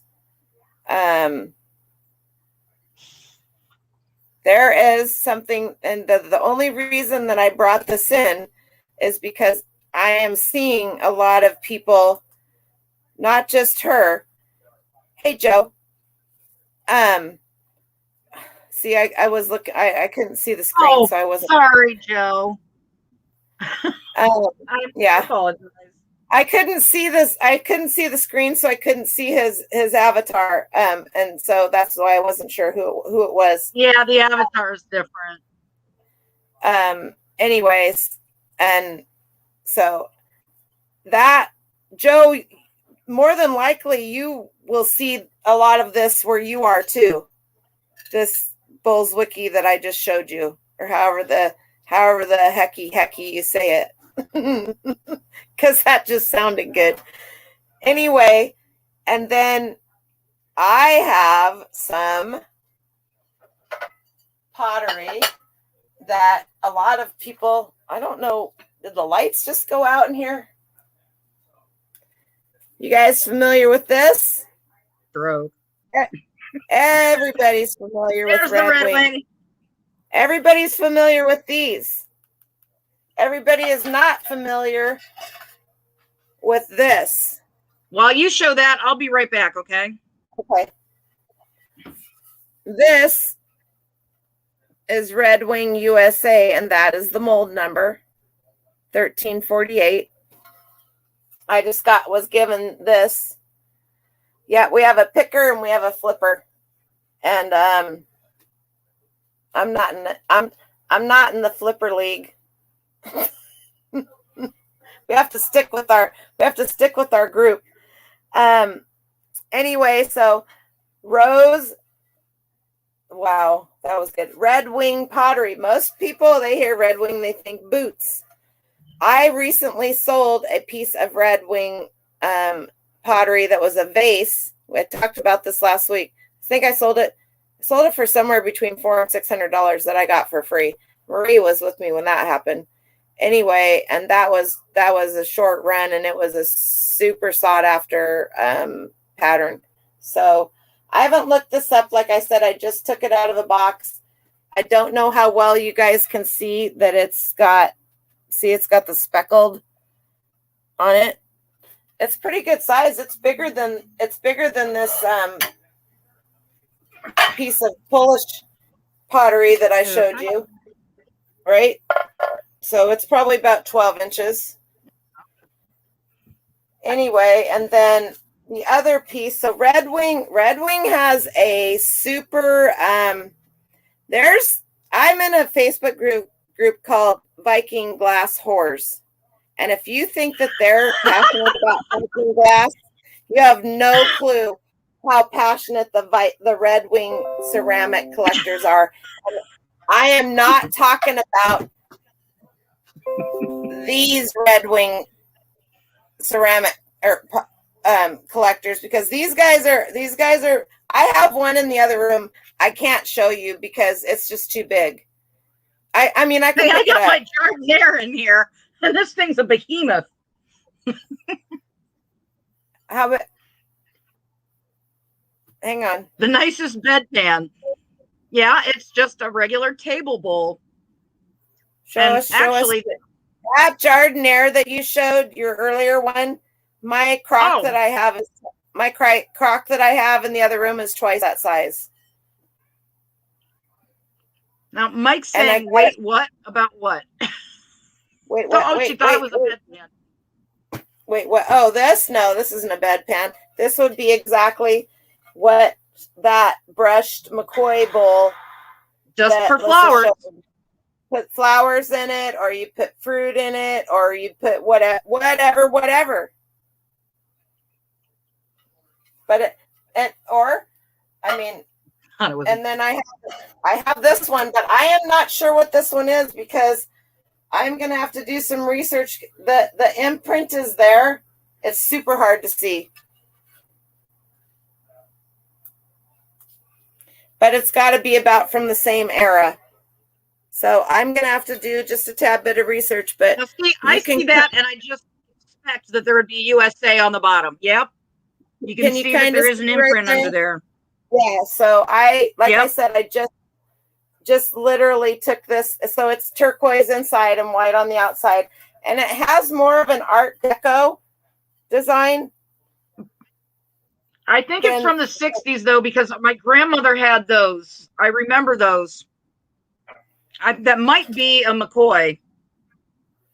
Well, your grandmother, I was born in the 60s. I remember them stacked up in the basement. Your grandmother had those, and they were probably from the 30s. Right? No, because she did most of her flower stuff was between the 40s and the early 70s. So that's when she was huge in doing that. So were you showing some restaurant wear when I ran to the other room? Is that what you were showing? Well, no, The that's little brown. technically kind of what the lobster is. The Hall Lobster is a restaurant ware, yes. but I mean, it can be Oh. categorized as that. And there probably was a restaurant that used them, but people use these for their summer parties. And it Right. has the same feel as the restaurant ware. So this, you guys, is one form of restaurant ware, and anybody that goes and eats at Asian restaurants will see these all the time because they have them. They're, unless you like or had a Greek wedding and you're throwing this shit on the ground, like literally, Yeah. it's almost You're not breaking this stuff. my big fat Greek wedding, one of my favorite. This is Syracuse. And you Well, the can great see, thing about restaurant ware China is that's always smart. yeah, not all of it. I have some that's not. Syracuse, Well, the China. majority of it. But you just learn the feel. Do you see that picture on there? That picture is of all different kinds of mugs and tumblers and stuff. Yeah, and if you need something for protection, Yeah, you can clonk somebody. Oh, I can You kill know what? someone with either want one of these or a lead crystal ashtray, man. That's right. I have an ashtray that I decided to list only because of Kevin Commonwealth. There you And go. when I got it from some people, I know we're kind of going off topic a little bit, but who cares? It's a giant. It's this big. I think it's like 7 or 8 inches across. It's 2 inches tall, deep, and it's cobalt blue. Oh, it's gorgeous. Wow. It weighs like 4 or 5 pounds. And the people that I got it from, they started laughing at the estate sale when I picked it up, and they were all chuckling because it was family. And they're like, oh, do you remember when Dad gave, I forget what the guy's name was. It was the brother, a concussion, whapping him with that ashtray. I'm like, well, I'm surprised he lived. But okay. You know, you guys, I'm gonna, you guys, if, especially, okay, Joe, are you still in here? And Mike, Sarah, hi, Sarah, how are you? You have a set of plates of restaurant, Homer Laughlin. Yes, ma'am. Homer Laughlin. It's about a 40-minute drive. All right, you guys. We're not going with Fiesta. I thought about it. This is Red Wing. We'll do Fiesta. We'll do Fiesta another time because that's a whole. Yeah. I have a lot of Fiesta in different years worth, so different. And I'll just wait until we decide to do that. People need to know the difference in colors between the original colors and then the repops. Right. Okay. So this right here stuff is Red Wing as well. So you guys, you can't just go, oh, Red Wing is Crocs. That's a crock. It's not all utilitarian wear. They have all kinds. I mean, yeah, they started out with the Crocs, the big those jugs, the liquor jugs and the big cheese Crocs, and they did some artware too. But most people do think of those right there, the big jar, the big Crocs and the whiskey jugs. See these little tiny ones? These would be cheese and butter. The biggest and best. Yeah, these are merchant jar, like these jars. So like right here, you have one for butter. Oh, because I can get it right there. And then they would have had soft potted cheese, which a lot of you guys are familiar with because you'll see, and you'll even see these. They're not McCoy, some of them might be, but you'll see the cheaper ones. They're usually brown and they have the clip that goes over the top. People collect those too, and I watch people walk by those all the time. You get 4 or 5 of those, but I beg you guys, when you are at estate sales, especially in Philadelphia and any of those older settlement towns, to look at the bookcases. Look for these books. They're totally unassuming. You would never think about it. You would never think about these books. No, I've got some ones too that, I mean, they're way out of print and it's crazy expensive to even find them if you can. And like I said, a lot of them like that, A lot of people have This never even pottery heard right of it. here is super hot right now too. This pottery, super hot. Well, I'm with Elizabeth. I do love the salt glaze too. That there's just something about that texture and the tone. You and me That's both. just gorgeous. I mean, here, Am I being too loud, Marie? We could go on, and I'm always too loud. She always tells me that. There's nothing I can do about it. I was born that way. She's telling me I'm too loud. Nah, it's me. I mean, you know, there's California pottery, Red Wing pottery. That's the same book I held up. Weller pottery. I literally Here's my Weller book. It's got to be in the attic. I literally just got, not all of these, and I've got 2 more shelves worth in my storage.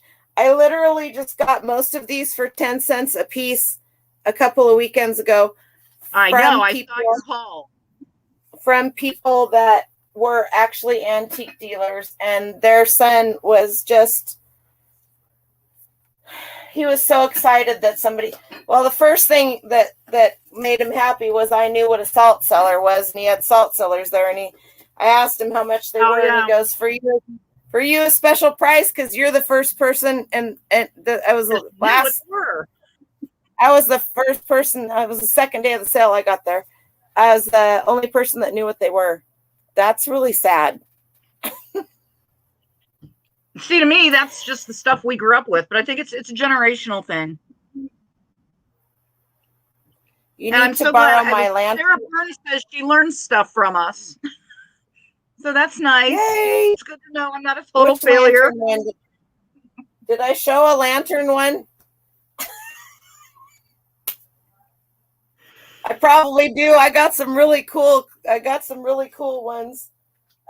Here's one. Scotty's gone, but Scotty and Chris, official price guide, lunchbox collectibles. Janet, you have a bunch of those. Oh no. Oh no. Oh no. No, my phone's gonna die. I didn't realize it. Do you need to go get a charger, or do you need to charge out of here? I have a couple more pieces I want to show. If you don't mind. Do you have anything left? I have a couple more things that I can show. Are you guys done, or do you want us to keep going? I'm gonna make Lissa big so that she can show her stuff. There you go. Make Lissa big. Oh, I'm already big. 2020 did that to me. Beat you to it. Go, Speed Racer, go. Okay, well, I had a couple things here that we're just kind of going to throw in. Just as an example of this, again, this is actually a sea foam green. And I'm telling you, over and over again, you just got to start learning the weights, the thickness, the way things feel, and the difference, because the vintage ones are just so different from the stuff coming out of China. No matter how hard they try, they can't get it right, because think about this. How obvious is it? They don't have the exact same clay that these places used to make. They don't have our Ohio River Valley clay. They don't have the Dakota's Rosemead clay. You know, they don't have the Van Briggle clay of Colorado. That's why they can reproduce the shape, but it just doesn't come across. The material isn't the same. And you can just learn the feel. And the glazes, they can try to mimic them, but it's not the stuff that was done in the big vats and used routinely over thousands and thousands of pieces. Now, this is an example of one of, you wouldn't think nothing of it. Looks so ordinary, so bland. It's a very early piece. And this is something, though, that's a little tricky. How the bottom, they used a sponge to wipe off the glaze, but there's still some glaze under there. And it's a nice yellowish cream color. And that's something you'll find on a lot of the older pottery, is the yellowish cream. And you just learn that color. Now, this was Zanesville, Ohio pottery. And it was a smaller one. And it's the stoneware, but they were sold, Weller bought their factory in 1920. but this was a regular little flower basket and stuff. There are people like usually the Weller collectors, they also want to buy the Zanesville as sort of like the beginning of the entire company in that. Yeah, see, Elizabeth knows the best clay.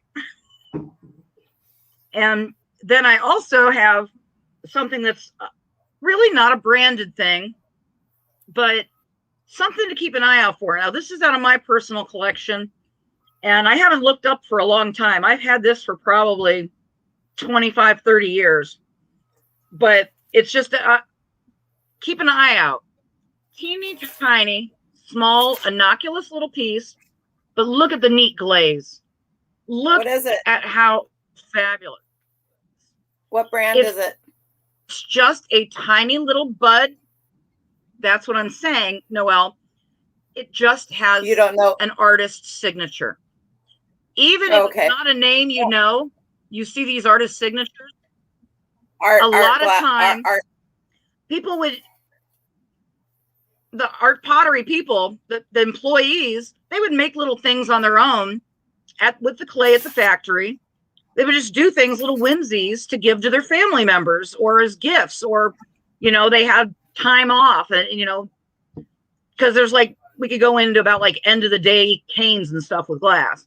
It's and like fetting people. The same. They would make things on their own.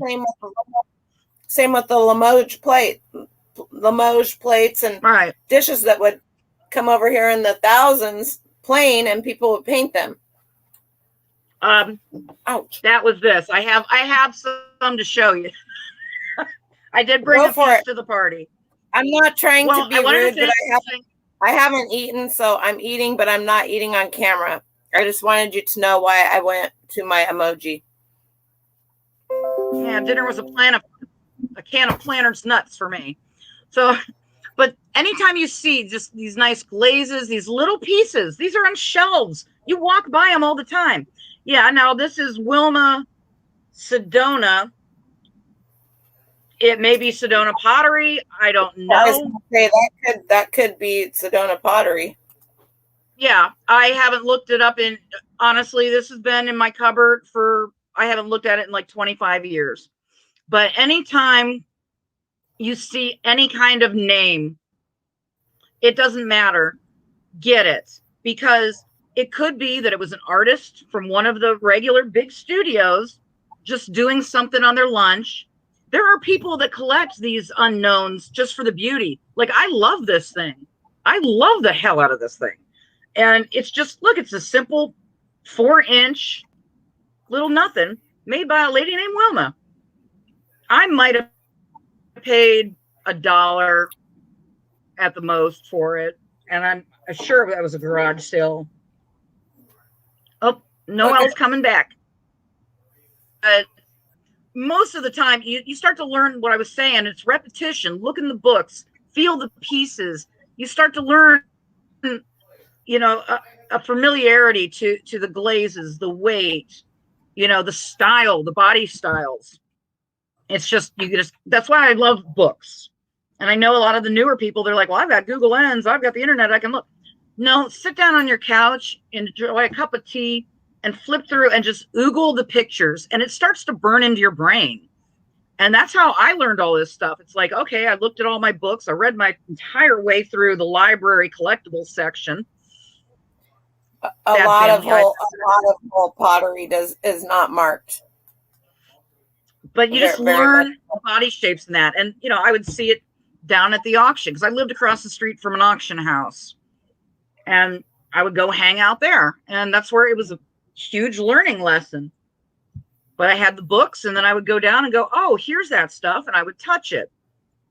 And I mean, I can't emphasize more, if you want to learn pottery, especially pottery, is the touching it, the looking at the glazes, you know, the style.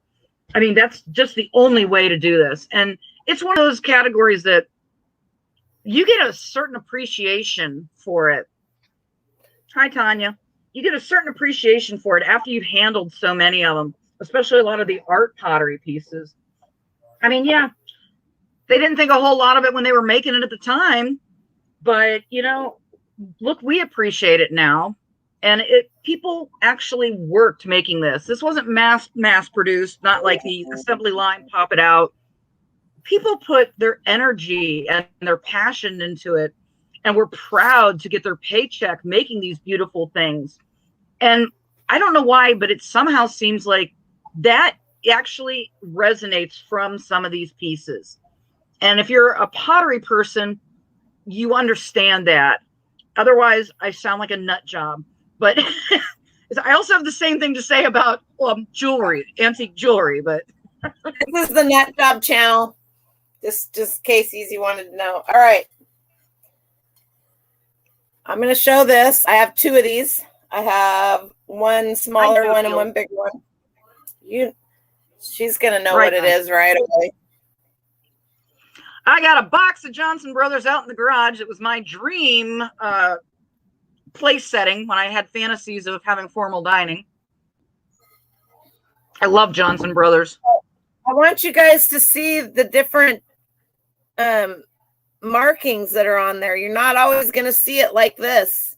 You may see it with just one and not two. You may not see anything because if they were well used, they were well washed. Yeah, mine are older. If I knew we were going to bring that stuff to the table, I could have fetched up some of mine from the garage because mine are from the 30s. I just grabbed some stuff off the shelf in the garage. I just thought, because what I mostly had is pottery and stoneware, and I wanted to grab something that was more on the ceramic side, even though this is ironstone. Ironstone, you guys. Did you see that? Yeah, now, Janet just brought up something, and I was going to touch on it when you're done. This is newer because do you see that? The dishwasher. And if you put it in the dishwasher, somebody like me will slap you. Just don't do it. Don't do it. Just because it says you can doesn't mean you should. Okay. The other piece that I have to show, and this is American, and these are quite collectible, and they are in, they come in many different designs. This is huge. I mean, I have a big head, but I mean, we're not touching there. We're not going there, Noel. Size comparison. Thank you, Mike. Louisville stoneware made in Kentucky. And it also has a, what does that say? There you go. Has corny, and it also has these little marks right here. You can kind of see under my thumb or my fingers, whatever appendage that is. See if I can find one to get it. Right there. That's where it sat on cones in the kiln. And it's really kind of hard. Can you see those bumps? They almost look like dirt. Those are actually textured bumps in the plate. But this plate is huge. I was trying to remember what I have it listed for, and I probably won't come down on the price on it. I've had it listed for a while, and I don't care. You guys all know how I feel about that. I'll see if I can find it and tell you exactly what I have it listed for. Did you go ahead? Oh, I just wanted to, I didn't know where you were going. I didn't know if you wanted me to show you were talking about this stuff. Now, it's not quite pottery. This is into the porcelain, but it's one of those things that tends to be around the same stuff. If people have the art pottery, they're going to have the art porcelain. And of course, I don't know, many of you may know that this is an Art Nouveau pattern. Easily recognizable by the swooshing and swirling. Now, this was a part of America that really is really spectacular and produced some great artists. Women weren't allowed to do a whole lot of nothing. It wasn't acceptable. But from around the 1900s to the 1930s, in your neck of the woods.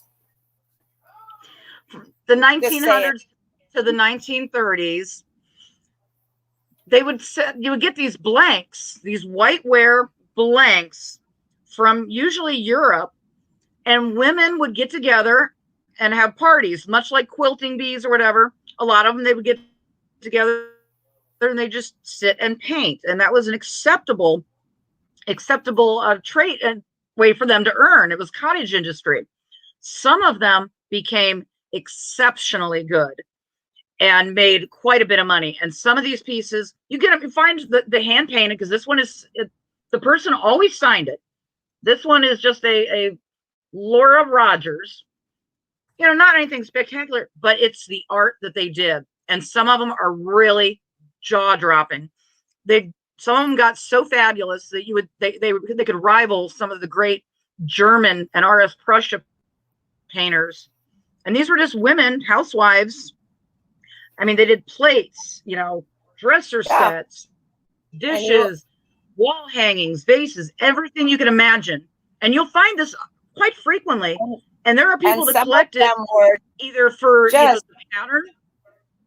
They were just beautiful. They did beautiful jobs.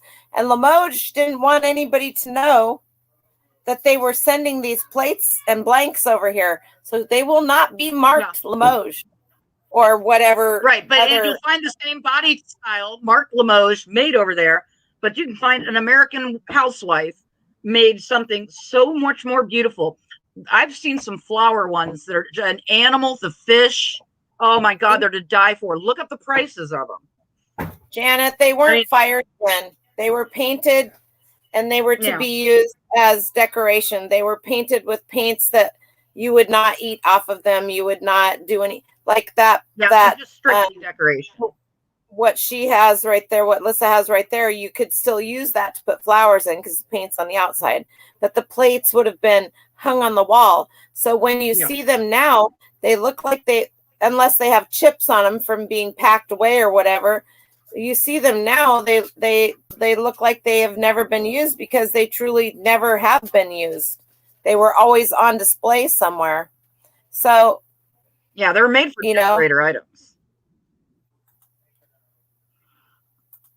Oh, and I found some pieces of that over the years that are just incredible. I found some Egyptian revival pieces even done in the 20s, and I made a bank off of those. And it's just some woman. I put the name of this platter in eBay search, and mine comes up first. Don't you know? But there are other designs. Like, look, here's just the gravy bowl. You guys keep your eyes open for these because they're barbecue by Howard. Goofy and ugly.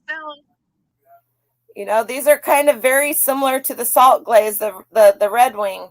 Look at these mugs. Look at the pig.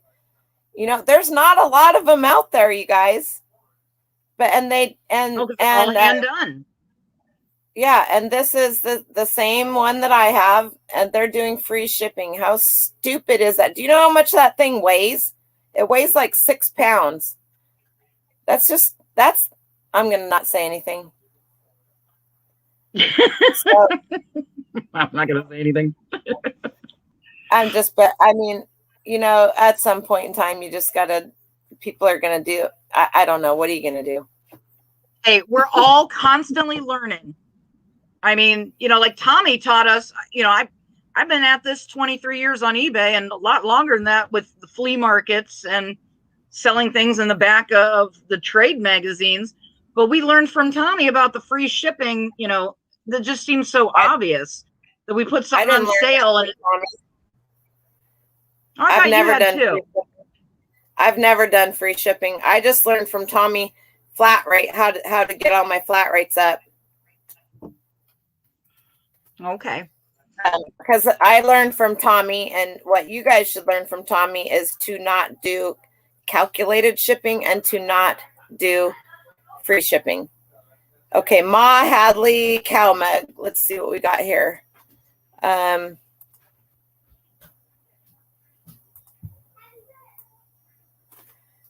Is that MA? What do you got here? MA.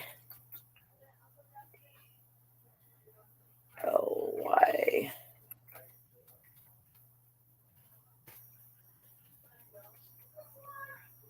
Those are very similar. They're just a little more, what would somebody say?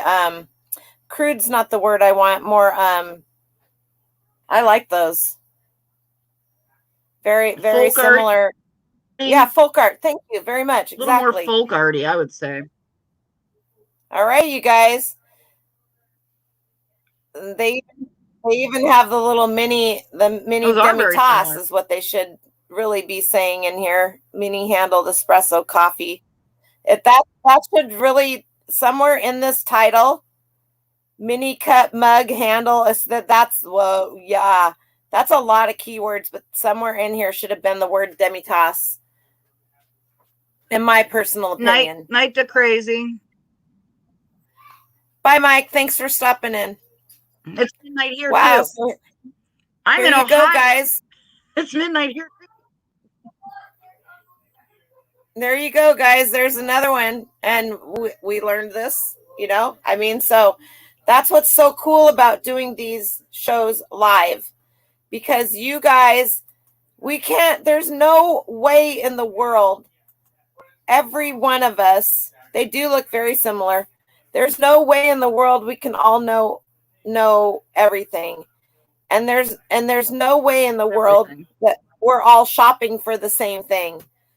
But it's kind of sickening when you've been out shopping and then you go and see something that someone shows and you're like, you get that feeling in the pit of your stomach because you walked past a table that had 5 of those things on it, or or whatever.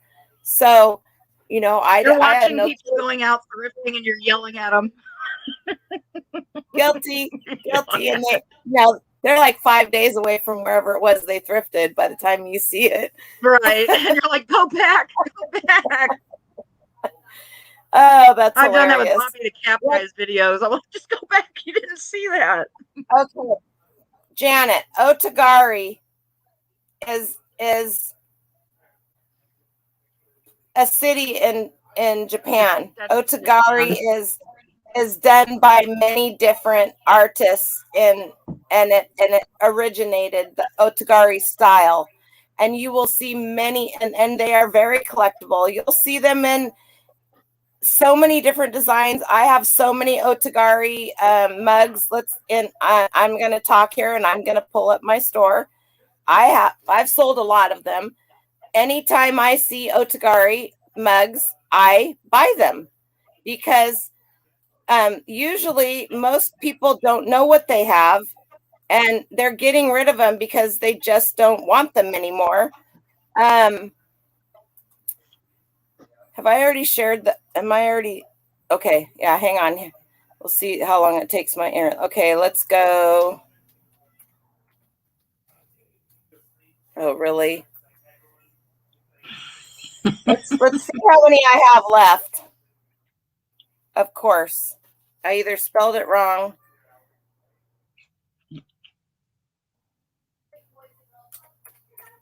Let's do that.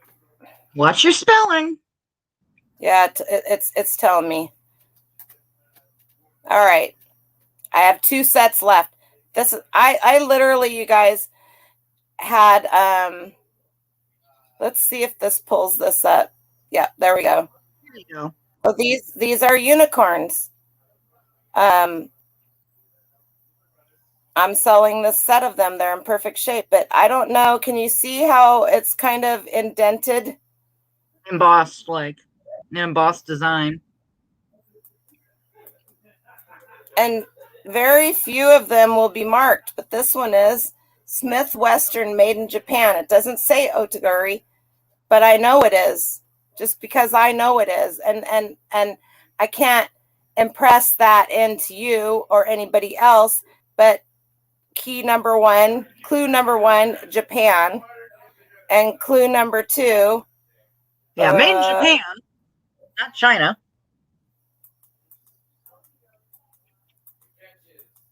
Is this. And I'm very, very anal, sorry you guys, about how I do my pictures, and that's just me. Let's see if it's here. So, and this set right we all here, know how you These don't have the impressions on them. And do you see this one even has a date? But these are otaguri. Let's see if I can't remember if these have a tag on them. I like to get inside, you know, so that they can. Oh, there, Japan. That's the mark you'll usually see on the otaguri, is that impressed Japan. These are Especially newer on ones. These are more modern. And then I always do this. Always. People want to see how tall they are because most of the otaguri mugs are tiny.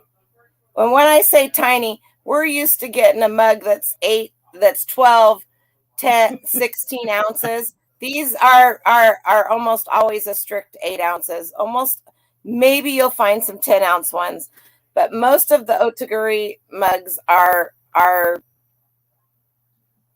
small, you know. And I was just going to say that when we would talk about marks you see on the bottom and pick things up, if you see Japan on something, you know it's older and it's probably collectible. You know, you go to your bins or the Goodwill or whatever. Because Japan, that's magic. Otaguri is the form of art, and it's that area of Japan. I don't know if I have any books on that. I'm gonna have to look. It's just like Limoges and Nortaki and ironware. There's many different makers of ironware. It's the area. It's the, you know, and it could be the artist, you know, but that otaguri is an area.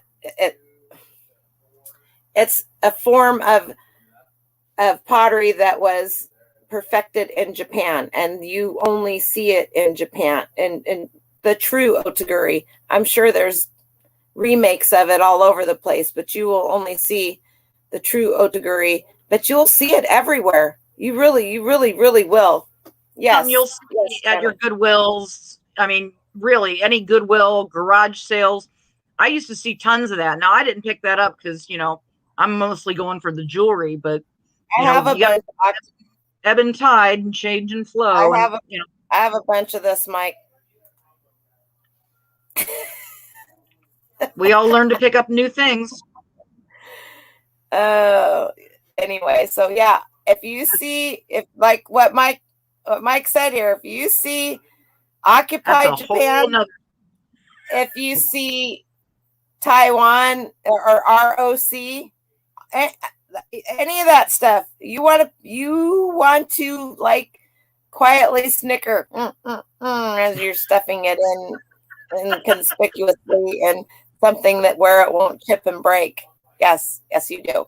Yes, you do. You'll be thinking to yourself, Noel will be so proud of me. And yes, I will. Put it on Instagram and go, look, Noel, look what I did. All because of you. And you know, you have some marked Occupy Japan. Absolutely you do. I'm channeling your mom.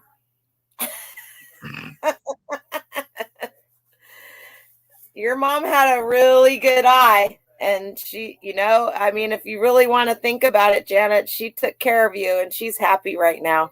She is so happy. Somebody, a lot of really. She couldn't allow herself to get rid of it after a while, even though she knew that it would make somebody happy. And now you are able to be doing that for her. So, yep. Anyway, I saw something Mike said, Noel. Can I address his? Yeah, the crazy dragon type teacups marked Occupy Japan. Now, there's a chance. Hear me out. There's a chance. It could be the usual Moriarty ware. It could be, you know, that has the applied dragon on it. And you find that very frequently. But hold the little teacup up to a strong light.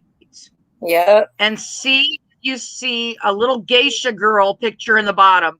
Those are lithopane ones, and those are very collectible, and especially so if it's occupied Japan.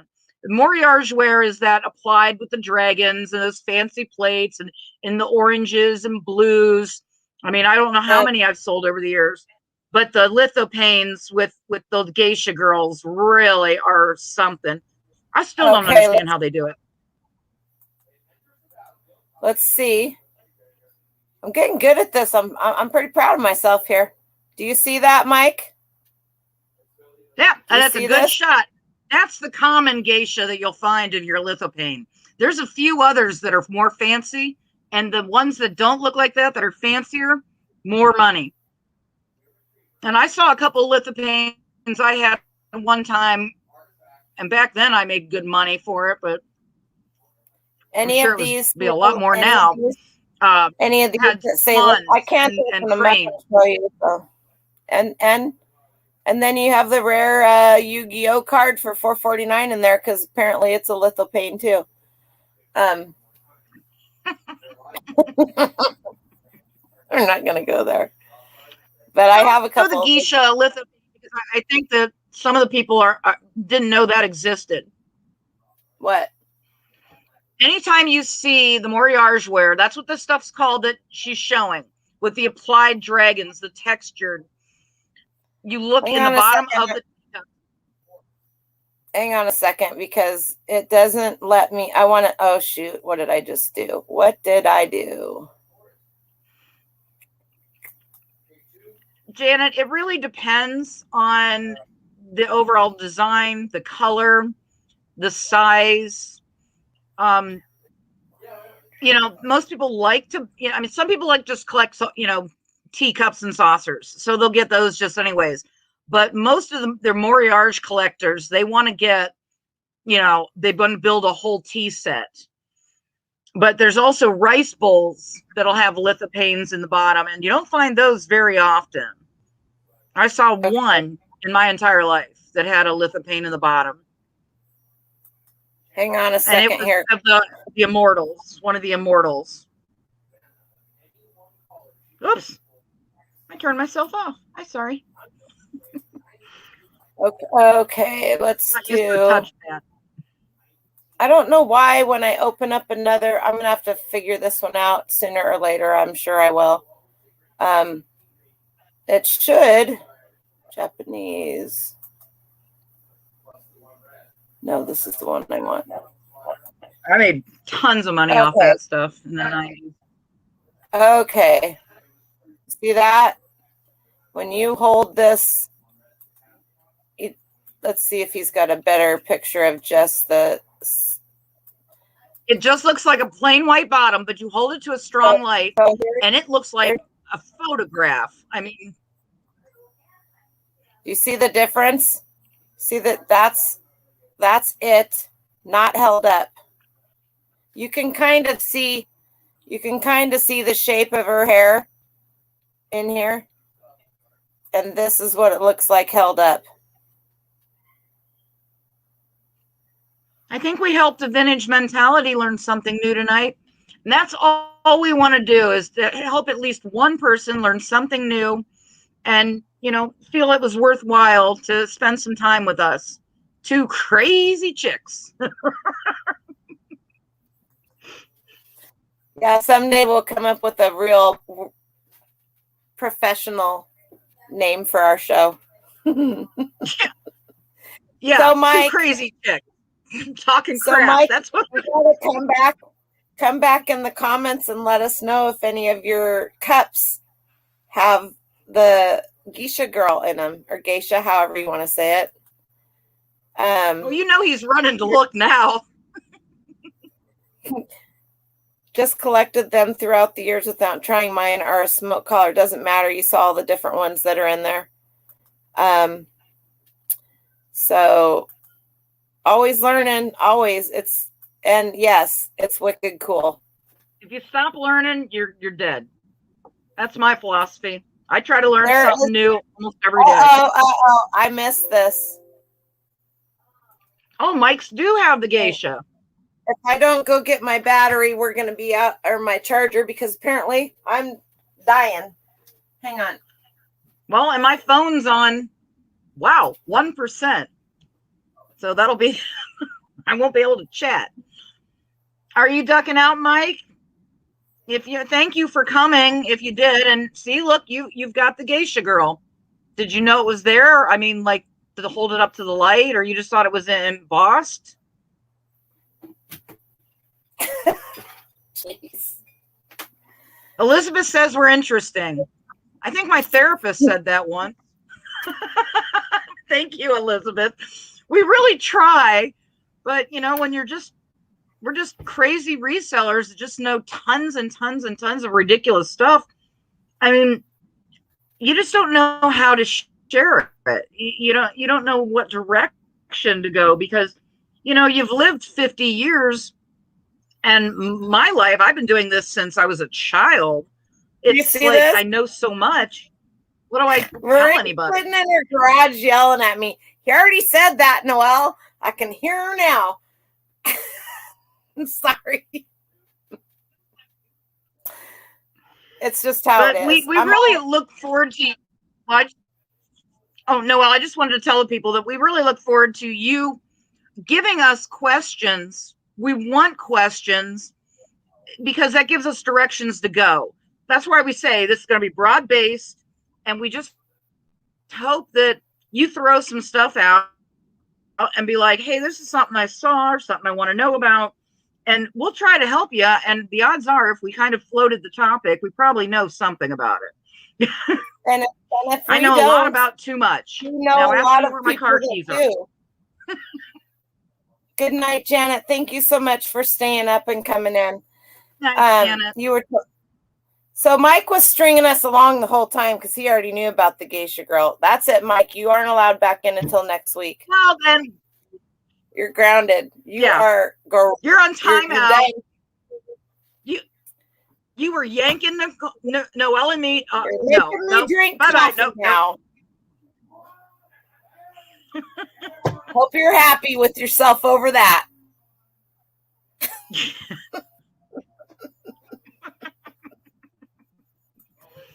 Oh, Mike, you have no idea what goes on between these two craniums. It was a test. You have no idea. It was nothing but a test. It was a test. I don't know everything. Really? And you guys should be testing us, because guess what? If we don't know it and you know it, then we're all learning something. And if you don't know it and we don't know it, we're going to find out, and we're all going to learn something on top of that. So absolutely. Uh-oh. Yep, you got it. Oh, man, Mike, you should have stayed mum about that chick in the cup. I just got to say, while most people were out having lives and families and like corporate jobs, even though this chick was wasting 6.5 years in college, my whole life somehow has just been reselling and cats and jewelry. You guys, that's what I was learning. The crazy topics that Lissa and I are going to be bringing to you over the next weeks and months, however long this lasts. And I hope it lasts for a long time, because I enjoy the heck out of all of you guys. I enjoy Lissa, and for some reason she seems to think I'm okay, and that's probably because I must have sent her drugs or something, or maybe I need to. Hey, you forgot. I didn't get that parcel. Dang it. Oh, I got the Matchbox car up here. Oh yeah, she got the red. Is it a red line? I can't remember. No, it was from my childhood in the 70s. No, here. No, see, that's Noel gave me a little pink card, and here's the Noel fun girl. Thank you so much. And the little pound purry came from Angie Resells. I bought something from her, and she threw that in. And I wish I could show MML's gorgeous, the YouTube bismuth molded bar that he sent me. Oh, yeah. I think I took it in one of the other rooms, because I keep trying to put double back tape and it keeps falling off, because I want to put it in that shelf. I want to get things. Like, I've always wanted one of Kevin's things, and I should have bought it last March. When I say last March, I'm talking 2020. Are you talking you about could the Inman? He just Yes. got more. He just got more. Yeah, and I saw Flippin' Finds Fun or whatever, the F3 dude. He got one. I was kind of Well, cursed he's putting at the screen. I'm putting a couple in his store every day. So, that's all I can tell you. I have one, but it's not one I bought from him. I have one that I'm going to send him because he got a few. I have a couple of things I've been saving up for Mr. Kevin. I have one of the ornaments, and those are really hard to find. And somehow he got his hands on some last year, and he auctioned them off, and he got quite a bit of money for them. But I have mine, and it hangs over my it's on my listing table. Anyway, so just to give you guys some ideas of some things that was nice that we are talking about, mulling over about talking about, is I want to do an episode on quilts, and I'm going to see if I can get my mom involved in that because that is her forte. Knitting, and when I say knitting, I'm talking about not just knitting, crocheting, tatting, lace, that kind of stuff. Car parts. That was quite a ways apart, right? I'm out. Car parts, I'm out. Car parts, fishing, and sporting, I'm out. You could have just told me. You just told me the other night that you used to spend time at pulling parts and stuff like that. Yeah, but hanging and ripping engines out of 80s cars and getting greased. Hey guys, this is the one you never see. Okay. And we still never see him. That's what you got. That was my youngest son. No, I find car parts boring. Wait. Quick question for you all. Does anybody know the going rate of roofs right now? More than I can afford. That's why mine's falling apart. I'm waiting for the next tornado, and then I'm going to make a claim. That's a good idea. But right now, they're actually free because they're on the house. Oh, my God. No. Bye, Ryan. We've Bye. Did you blow her away with your punch? Dren has showed up. Hello, Dren. Everybody loves Dren. I guess that's the end of that. But I scared him. Danica. Oh, do you want to come say hi? Yeah. Hi. There's Emily. Hi, Emily. Now you got the whole fam damily. Is Uncle Rye taking George with him? Yes, he is, and he's coming over Saturday, and I get to play some more Magic. Love Magic the Gathering. Told ya, Magic the Gathering's going on. It's really fun. More people should know about it. Yeah, it's Just fun when saying. you're 14, but it shouldn't be going on when somebody's in their 40s. Sorry, I'm so bright, even when I'm 50 and dying. What's the difference between magic or painting or snorting coke or baking or whatever? Everybody's got a hobby. Don't be I putting love that down you put somebody the else's Coke in there. hobby. Well, people have hobbies. She doesn't know about my secret job on the side. Get out of here. Oh, I like that, Emily. That's kind of stuff I would have said. I don't know if we're losing people because I can't see, but we're still at 22, so we're still at 22 for now. Anyway, so yeah, we have Uncle a dread Rye's, monster in the back. You can tell that Uncle Rye's leaving because now we're going to be inundated. Anyway, so those are just some of the things. I mean, there's so much to talk about, and we can always come back to a specific glass, a specific pottery. As you get out of here with your Nerf guns, or I'm going to be mean.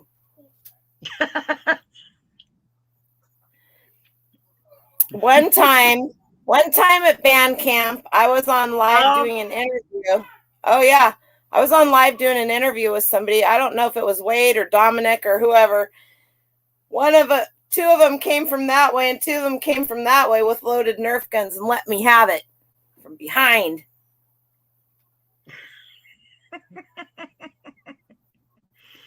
I feel like Rodney Dangerfield. Yeah. Well, I'm trying Anyways. to hold my tongue. I could make so many jokes, but I have to be. Yeah. Don't hold yourself back. Sometimes we only get one opportunity, you know. Oh, everybody knows I'm nuts and jokes. I'm too good with jokes. I think it was Wade's. I think it was Wade's too.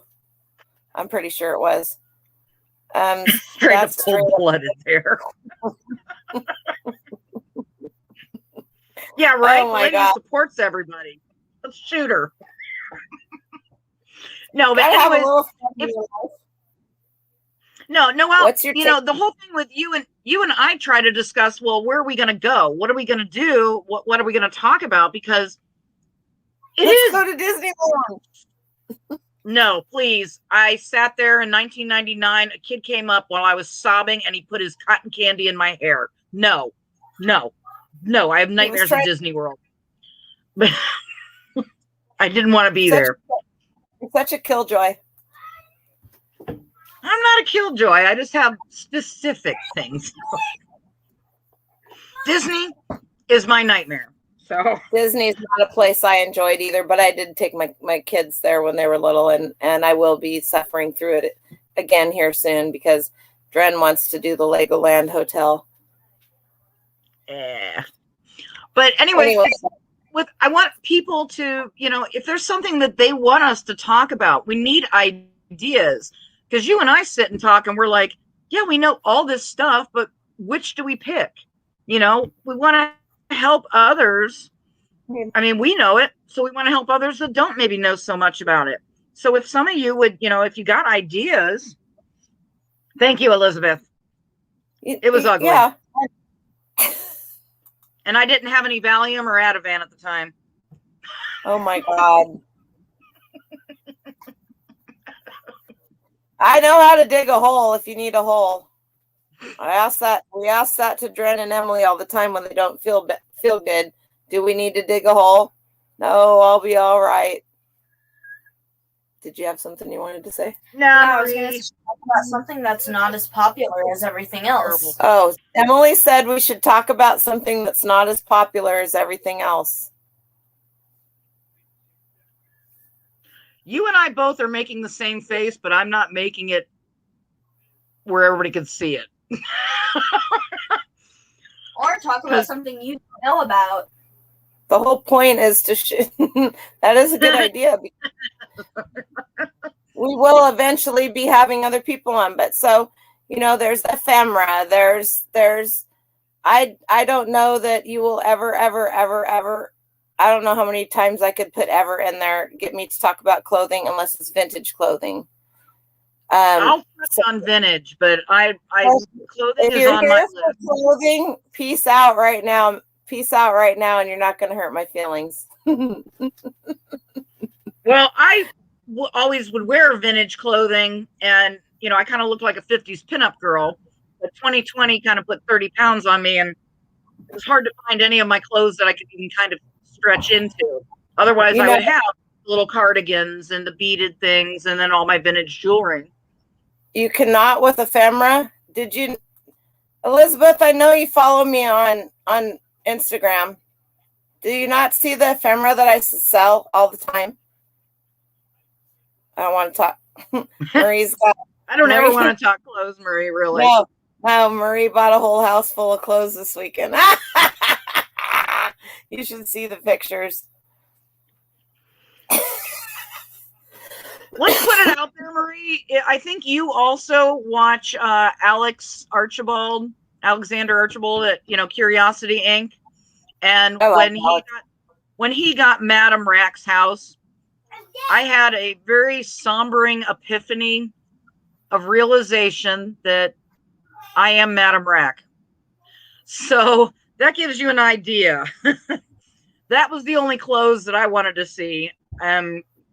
Yeah. My house looks better than that, but the overall idea. There was more clothing in that house than there was anything else. Well, and she even took pictures of herself in the clothes and the outfits and Herself and her mother, yeah. If you're over 30, you have ephemera in your house, and I don't look at my own pictures. Pictures aren't the only thing that are ephemera. oh yeah. A book is ephemera. Oh my goodness. Now you've done it. Now these, unfortunately, This is ephemera. It's an old freaking label, and I'm gonna get $20 for each one of these.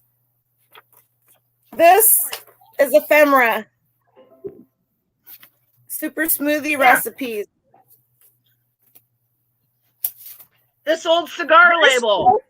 This Post-it note is ephemera. Well, but Noel, Just look, I'm just saying.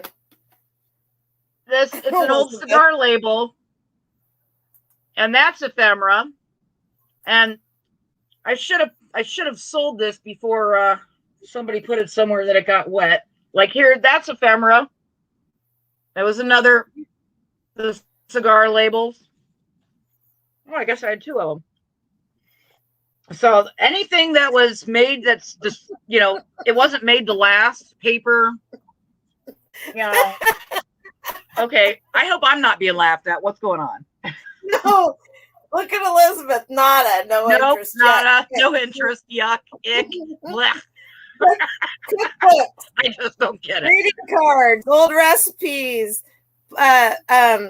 anything that is made of paper or can be ruined that was not made to last is ephemera. Yeah, like scrapbooks, the old tickets. I mean, old concert tickets, old movie theater tickets, playbills. Here's the thing. Here's the thing, Elizabeth. I don't know why somebody wants to pay me $70 for 6 bottles of Tic Tac gum, but they do. And I don't care. I'm going to sell it to them. I don't know why somebody wants to pay me $20 for this piece of paper, but they do. And okay, I'm going to sell it to them. Give me your money, please. I will gladly send you off this little flammable thing that'll melt in water. You put it on your wall, you enjoy it. If you ephemera is just, it's so broad based, but Elizabeth's giving us eye rolls. I can't blame her. It's just like if somebody starts talking about sports collectibles, I just, start hearing like the Jeopardy theme. Elizabeth's going to unsub from my channel. Elizabeth, it's a map. It's a map. Oh, yeah, ephemera. maps. Smokey the Bear. It's ephemera. More maps. Every single one of these I can get at least $8 for. Every single one of them. And what do you think? And what do you think I paid for them? Let's just somebody tell me what I paid. Somebody tell me what I paid for these maps. Nothing. They were going to throw it out, right? That's Noel's favorite price. Yep. You got it. No, Elizabeth, it's memories. It's the memory of, like, say your prom tickets. It was an event you went to, that concert. People collect that stuff because somebody's uncle drew that picture. Yeah. And they need it. And they need it tomorrow. It's the memories. Found it under garbage can. No, that would be Miss Murphy. She's the dumpster diver of our group. Not my prom, not my memory. That was an example. No, we get it, Elizabeth. People will collect from a certain school. Yeah, I mean, people will want something from a certain school or like the entire history or something. Or like one I can really point out is somebody collects, say, Union Pacific Railroad stuff. They're going to want to get the tickets people used to get. They're going to want to get, all the maps, the timetables, all the, advertising. The paper, the letterhead, the script, the onion paper it was typed on, speaking of that, I buy There you go, Mike. old paper, just the paper. I have reams and reams and reams of old onion skin paper. You can't get that anymore. They don't make it the same way. I probably a whole box full of the typewriter carbon paper that you would put in the typewriter and do you know how good that sells? Stickers. Scratch and sniff stickers. Oh, don't get me started on my sticker collection. Okay, all of that is ephemera. So, and you know what? It's my great scratch if you and sniff. aren't interested in it. That's awesome. Because there's so much other stuff out there that you probably are interested in. The reason why I tend to lean towards a lot of the ephemera is, number one, I love it, but it's cheap. It's super cheap. Pajama pants. Super cheap. One old magazine, if you went in and took it apart and cut out the ads, and that would be called a print ad, you could make hundreds off of one old magazine. Elizabeth, okay, yeah, you're right. There were massive amounts made, but most people threw them away. They're in landfills. They're rotten. They're gone. They're gone forever. Those pictures are rotted somewhere. It's just the few people that kept them in a drawer, in a scrapbook. And then people are coveting them, and it's supply and demand. There aren't that many left. People I totally agree with what she says here, like sports cards. What the hell? There are billions of. I agree with you on that. But the fact of the matter is that I buy sports cards all the time. I don't want to list them.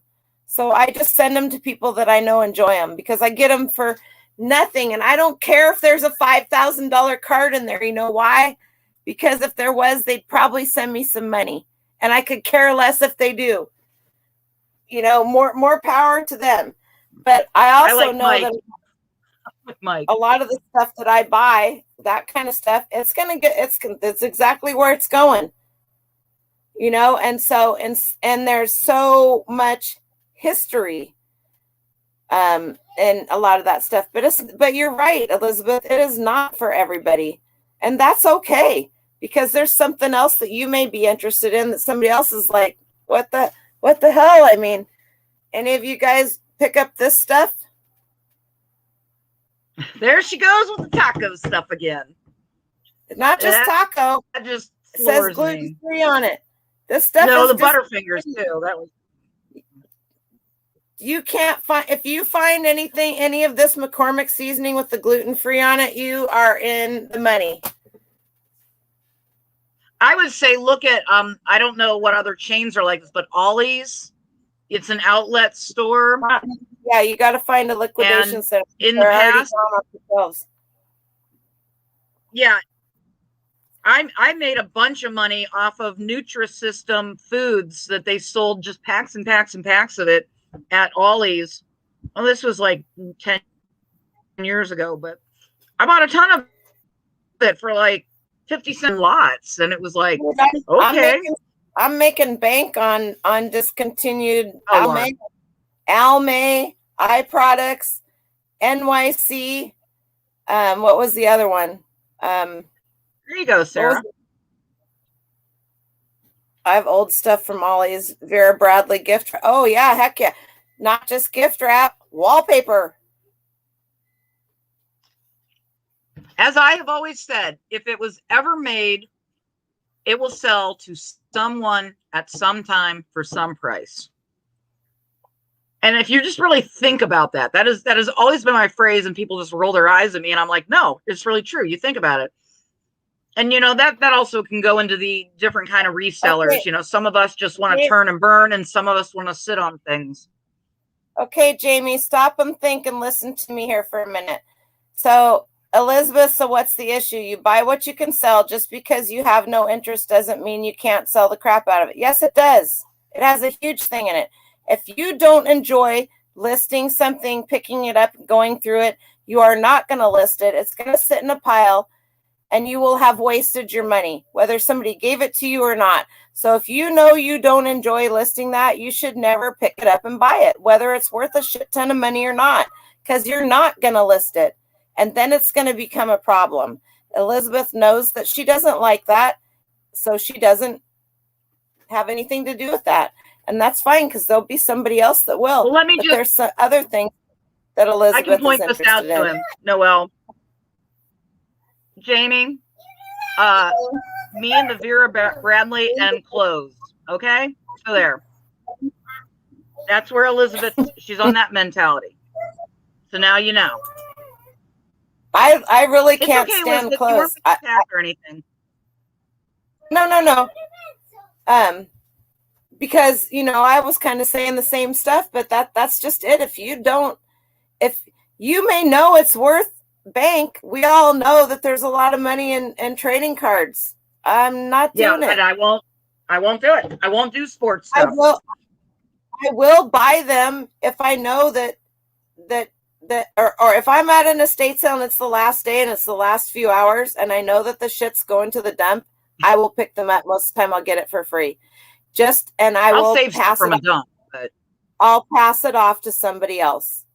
But I am not interested in that. I've never been interested in sports. I don't intend to change at 54. So, and that's okay, because there's that many other people out there that are, and we all know people that are interested in something that we aren't. So I just kind of feel like I listed computer video games until they were coming out oh man, I almost said a bad word, my freaking nose. And I loaded up the last of them into a box that cost me $42 to ship to Kentucky, and I shipped them to somebody else who needed inventory during the pandemic. They couldn't get out and source.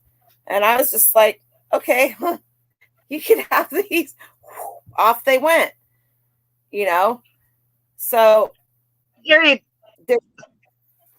Sarah, you're right. Spanking brand new jerseys to the cap guy. I mean, yeah, do it. I could not take pictures of those, measure it, list it, sell it. I'm like, I don't know why I bought these. So I sent them to Bobby. And, you know, yeah, I know I could make, you know, how much money out of them. But it's like Sarah's saying, you know, we enjoy what we sell. I mean, I'll start on my jewelry first. That crap ton of cards, Marie, weighed 21.5 pounds, and I sent them to Jen's Closet Gems in California. So no, I didn't sell them. I just passed those puppies along. It's like reseller chain letters. Send it, it'll find somebody else that really appreciates it. And she and her dad are having all kinds of fun going through those. Bye. Yeah, I ain't doing it. Yep. Well, and there's something. I've got a ton of shoes. And I got excited that I thought I was going to be able to pass them off to Art Vandelay. Okay, Imelda. Oh, no. Because there's Imelda Marcos. Some people are not going to get the Imelda Marcos reference, but I do. Most people that are in here are age. Oh, okay. No, I got a giant tote, and I couldn't pass them up at the time. And they were all summer shoes, and they were being sold in the fall because we have a high-end resale shop. And they blow them out at the end of the season for $2 a pair. So I picked up all the ones that are new, because there's a lot of well-to-do women around here, and they have new stuff, and they just take it, and they don't give a, you know, whatever. So I got this giant tote. I'm like, hey, summer comes. I've got all these brand new, you know, sandals, all this. It mocks me. It stares at me. I hate shoes. I hate shoes so bad. And I'm like, oh, I know I only paid $2 a pair. I'd rather do shoes than clothes. Marie's glad we went another direction. What? No, she's glad that the sports cards went another direction, as in not to her hands. Not it. Some other sucker. Okay. Well, Anyway, I what did. do we got? Well, I yeah, I don't know how many people we still have. We have 21 people. I'm good. I just was looking at the time. It's 9. I'm not going It's anywhere. 9:49, right? Yep, it is 9:49 On the West Coast. on the Well, West I'm Coast. good. I'm good because I'm a night owl. Yep. Anyway, so that's what we're trying to figure out is I'm with Mike. what to do. Oh, I'm behind in the comments apparently. No, if it brings that much, Mike, I'm motivated. Although I've got to say, I am so over UGG boots. It's not even funny. I have a pair on my kitchen counter. Camulus, don't make a comment about it. I am never ever buying another pair of UGG boots again. I can't stand boots. I can't stand shoes. Oh my Lord. Oh, Elizabeth, don't be silly. Elizabeth, if you noticed when I do my Sunday night hauls, which I'll probably do one this next Sunday. I haven't done one for a couple weeks. That's what I spend the least amount of time on when I show stuff, and that's usually what I get the most of. So usually if I even touch on any of I mean, I showed you guys that book I bought for $2 that I sold for $22.50. That would be $2,250. Does that not excite you? That sure excited me. No more Uggs. I don't like Uggs either. I mean, they're worth money, but yeah, it's not a joy. But I would rather list shoes than I would list clothing. And I have a lot of clothing. I have a lot of vintage clothing, but I don't know what it is. I do know what it is. I don't want it to be wrinkled. I don't want it to look like crap. And if I can't have it nice like I want it to do, then I won't list it because I'm anal. And Marie can tell you that. That's really right where it is. That's the be all end all of it. You're evil. You know, guys. What? Oh yeah, lots of guys. Walk back into your evil. No, Mike, you got Teo, the soul advisor. He banks. If you don't know him, I've known him forever. There are many people that bank a lot of money on shoes, but they like to do that. They know it. We don't. I shouldn't say I don't know it. I know it. I have some really nice shoes. Annie. They don't sell. Hi, Annie. They don't sell well for me because I don't have a lot of them listed. Marie. Does that make sense? Well, I said while you were gone that one of my biggest problems with listing clothing is I'm very anal about it. I don't want it to be wrinkly. I want it to look the presentation to be nice. It's harder to do with clothing without putting a lot of effort into it. If it's a vintage piece of clothing that I'm going to get $200 or $300 for, I'll starch the motherfucking thing with an iron and make it look perfect. No problem. But if it's a Columbia PFG shirt that I got for free that I'm going to get $20 or $30 for, I still want it to look nice because even though I got it for free and even though it is vintage and I have a bunch of them and the Hawaii shirts, you're going to get more money for your stuff if it looks nice than if you just laid it down and it's wrinkly. I've got some Hawaii shirts I need to sell. It's just what it is. So I need to take some measurements of a shirt. It's a Mexican wedding shirt that I have. It's gorgeous. Just now thought about that. Just saying, I'm anal about it, and I know we all know what our problems are. Let's just get there. We all and Noel and I have very similar problems. We're all broken in some way. We all have something that makes us not want to list the 20 million things that are sitting over in that corner that are worth a lot of money. But we will eventually do it. Are you heading to bed? No, just want to hug. You just want No, to hug? I just want a hug. Oh my God, that kills me. We love you, Dren. I wish we all could get hugs. If I squeeze you hard enough, will noises come out the other end? Probably not. Probably not. See? I can see. Nope. Nothing. I love you. I like your idea, Sarah. Try again, he says. Get out of Don't here. teach him pull my finger old man tricks. We're beyond that. Adrian, do No, you have Sarah. do you have a joke to tell everybody? Why does a duck have tail feathers? Why does a duck have tail feathers? Get up here closer so they can. Why does a duck have tail feathers, everybody? Oh, you think I would figure this one Why? out? Because it's butt crack. Get it? Because ducks go quack. To cover its butt quack, because ducks go Oh. quack. I expect that out of somebody in my house. Quack, quack. Don't you have anything better than that? No, okay, get the heck out of here. Danica sent him an Echo Dot, and then she Google Nest, excuse me.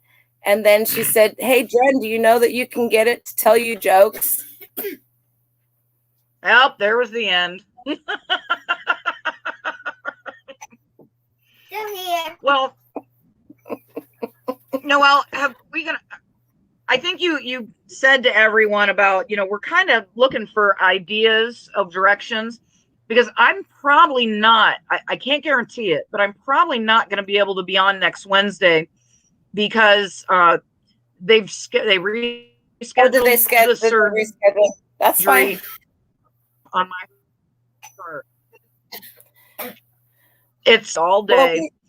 We will be here. It will still have the same. It'll have Lissa and I on it. I'll just schedule somebody else to come on and chit chat with us. Maybe I thought one your of you mom guys. was going to do the quilt. Oh yeah, it may be my mom and I got to get a hold of her tomorrow and see. I think she's got some strange vehicle was pulling into her driveway today when I came home from taking Emily to school. So I turned around and followed them in, and she has a fence with the code. And I decided that since Night, they knew Elizabeth. the code, Don't have nightmares of ephemera. Thank you for coming.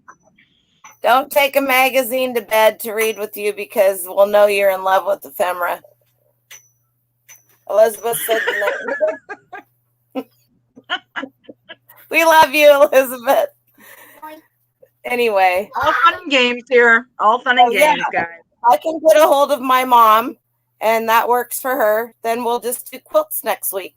Does that sound exciting to y'all? Quilts, because quilts are exciting. If not, I can add some. I don't know how I'm going to be feeling. So if not, I will figure something out. But you will still see the same. It'll still be the same thing because I made that up. That's for Lissa and I. Let's talk about it. But quilts are something that are actually very popular always. But right now, they also seem to be very popular. I don't know why. I can't answer that for you. I am looking up an Ethan Allen framed folded print of Arrival of a Portuguese. no Ethan Allen furniture. I don't know. Acosta. I cannot find any history on it. I know. Where are you looking it up at, Joe? Okay. Yeah, I know Alyssa loves quilts and wool blankets. So there's I have a so little many. blanket fetish. There's so many things to go into. Pendleton. Not even just Pendleton, but we have Hudson Bay. in the Canada area, we have the Hudson The Hudson Bay Bay. blankets, and the learning of the different marks, not the lines. And the Pendleton and Hudson's Bay are not just blankets. They made coats. They made totes. They made boats. No, not really, but it sounded good. Anyway, so keep an eye open. Mark us down on your calendar. We're going to be here for a while. If I can't be here for some reason, Camelis is going to help Lissa so that she can do it. Yeah, don't even go there. It's not going to be any time in the next month or so. I'm not going anywhere, Lissa. What I'm saying is eventually we're trying to get Lissa so that she can start getting some content of her own on her channel. And so this is good for her. And watch me rattle on about stuff. Obviously, the two of us have been here for almost 3 hours now. So the two of us have been rattling on, and these lovely people in our boats. Yep. See, there you go. Even Annie knew that channel tip. That is how I found out what the print is. Oh, gotcha. But you can't find any information on it other than that. That's what you're saying? Did you you just, I don't know. When I get on a kick, I found Danica had you guys all know Danica. Danica had a vase and she sent me pictures of it. Oh, the vase. Before I spray paint this, take a look at it and tell me. Yeah, I about died. I about shit my pants. I mean, I can't even tell you. I was like, we were talking on. I don't remember if we were on instant messenger, but we were talking FaceTime, and I go, no, don't spray paint it, just like that. I was like, there was nothing on it to say it was anything. Only I knew where she'd gotten it from. And the last thing that she'd gotten from there that I found for her, she sold for close to $400. Anyway, so it took me 3 hours, but I figured out what it was. And it was just a lot. And that's just how I am. And she thinks, and she sold it. She sold it for $300, that vase. Anyway, it was a weird ass rare form of oh, it just made me cringe that she was like, well, I'm gonna paint it, but do you have any idea what it is first? I mean, thank God she didn't paint it and go, hey, look. Well, and there's enough people out there that are I don't remember if she's asked, I don't remember if she sent me the pictures of that on. Oh, yeah. Let's see. I'll send you coffee when this thing sells. That's what she said to me. Okay. I see where she sent me the picture. No. I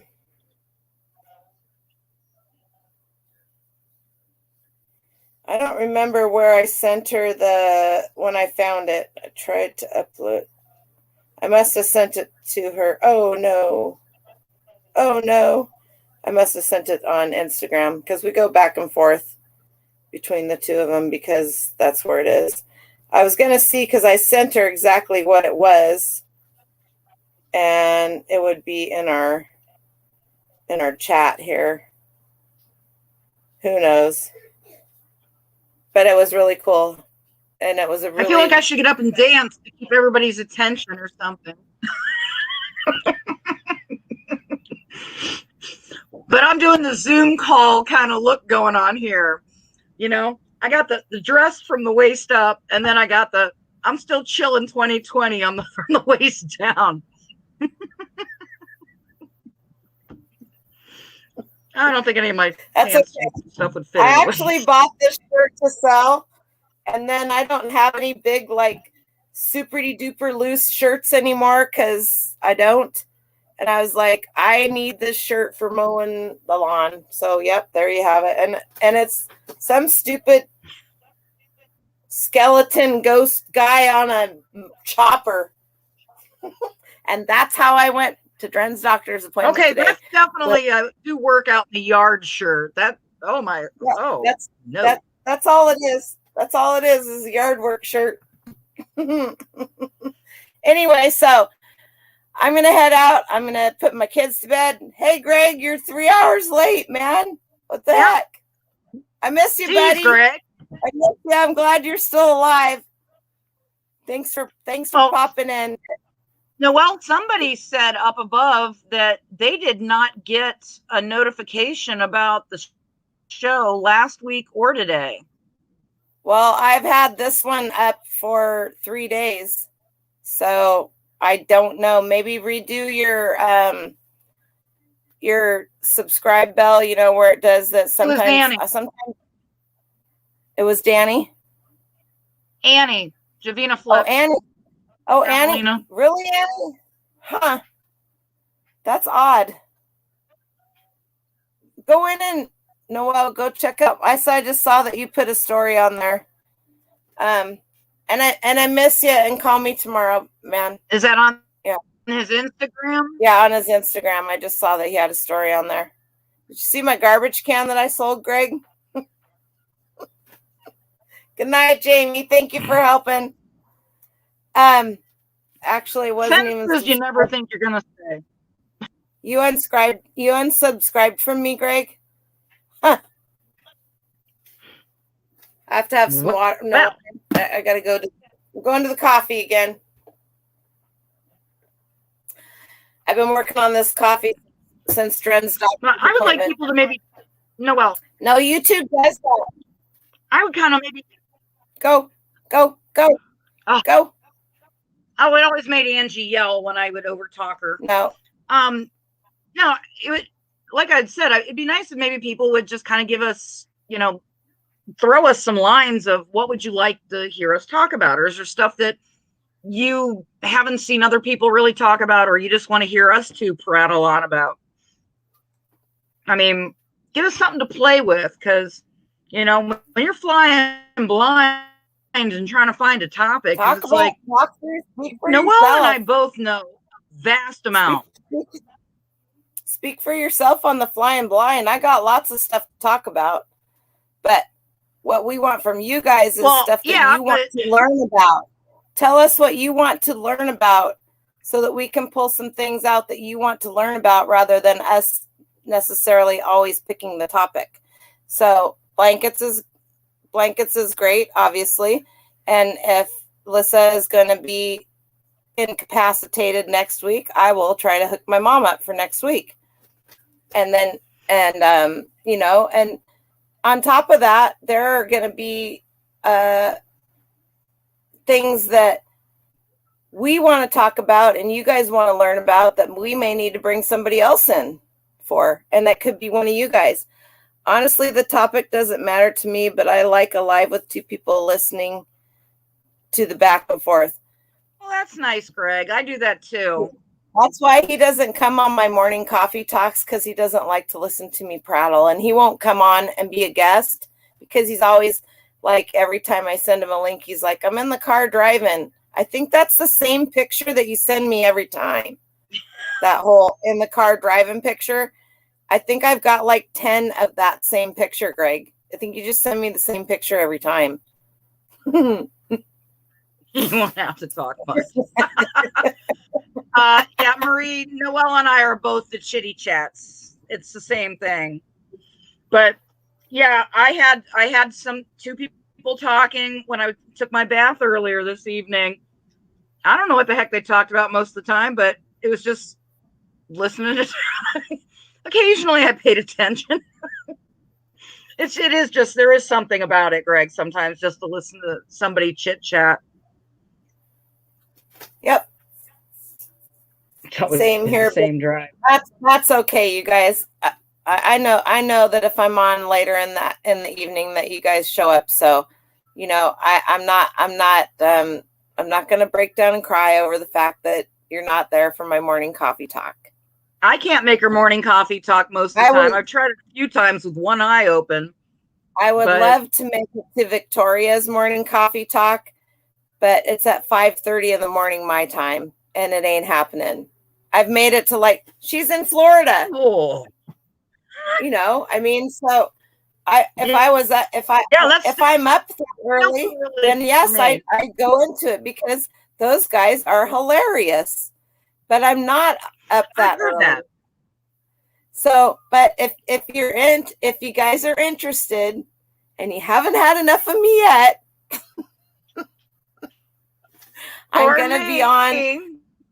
I know. I'm gonna And be she's on working. I know she's like, Carol Butterfly Hustle. I'm gonna be on her with her on Friday at I think it's 10 or 11. I forget.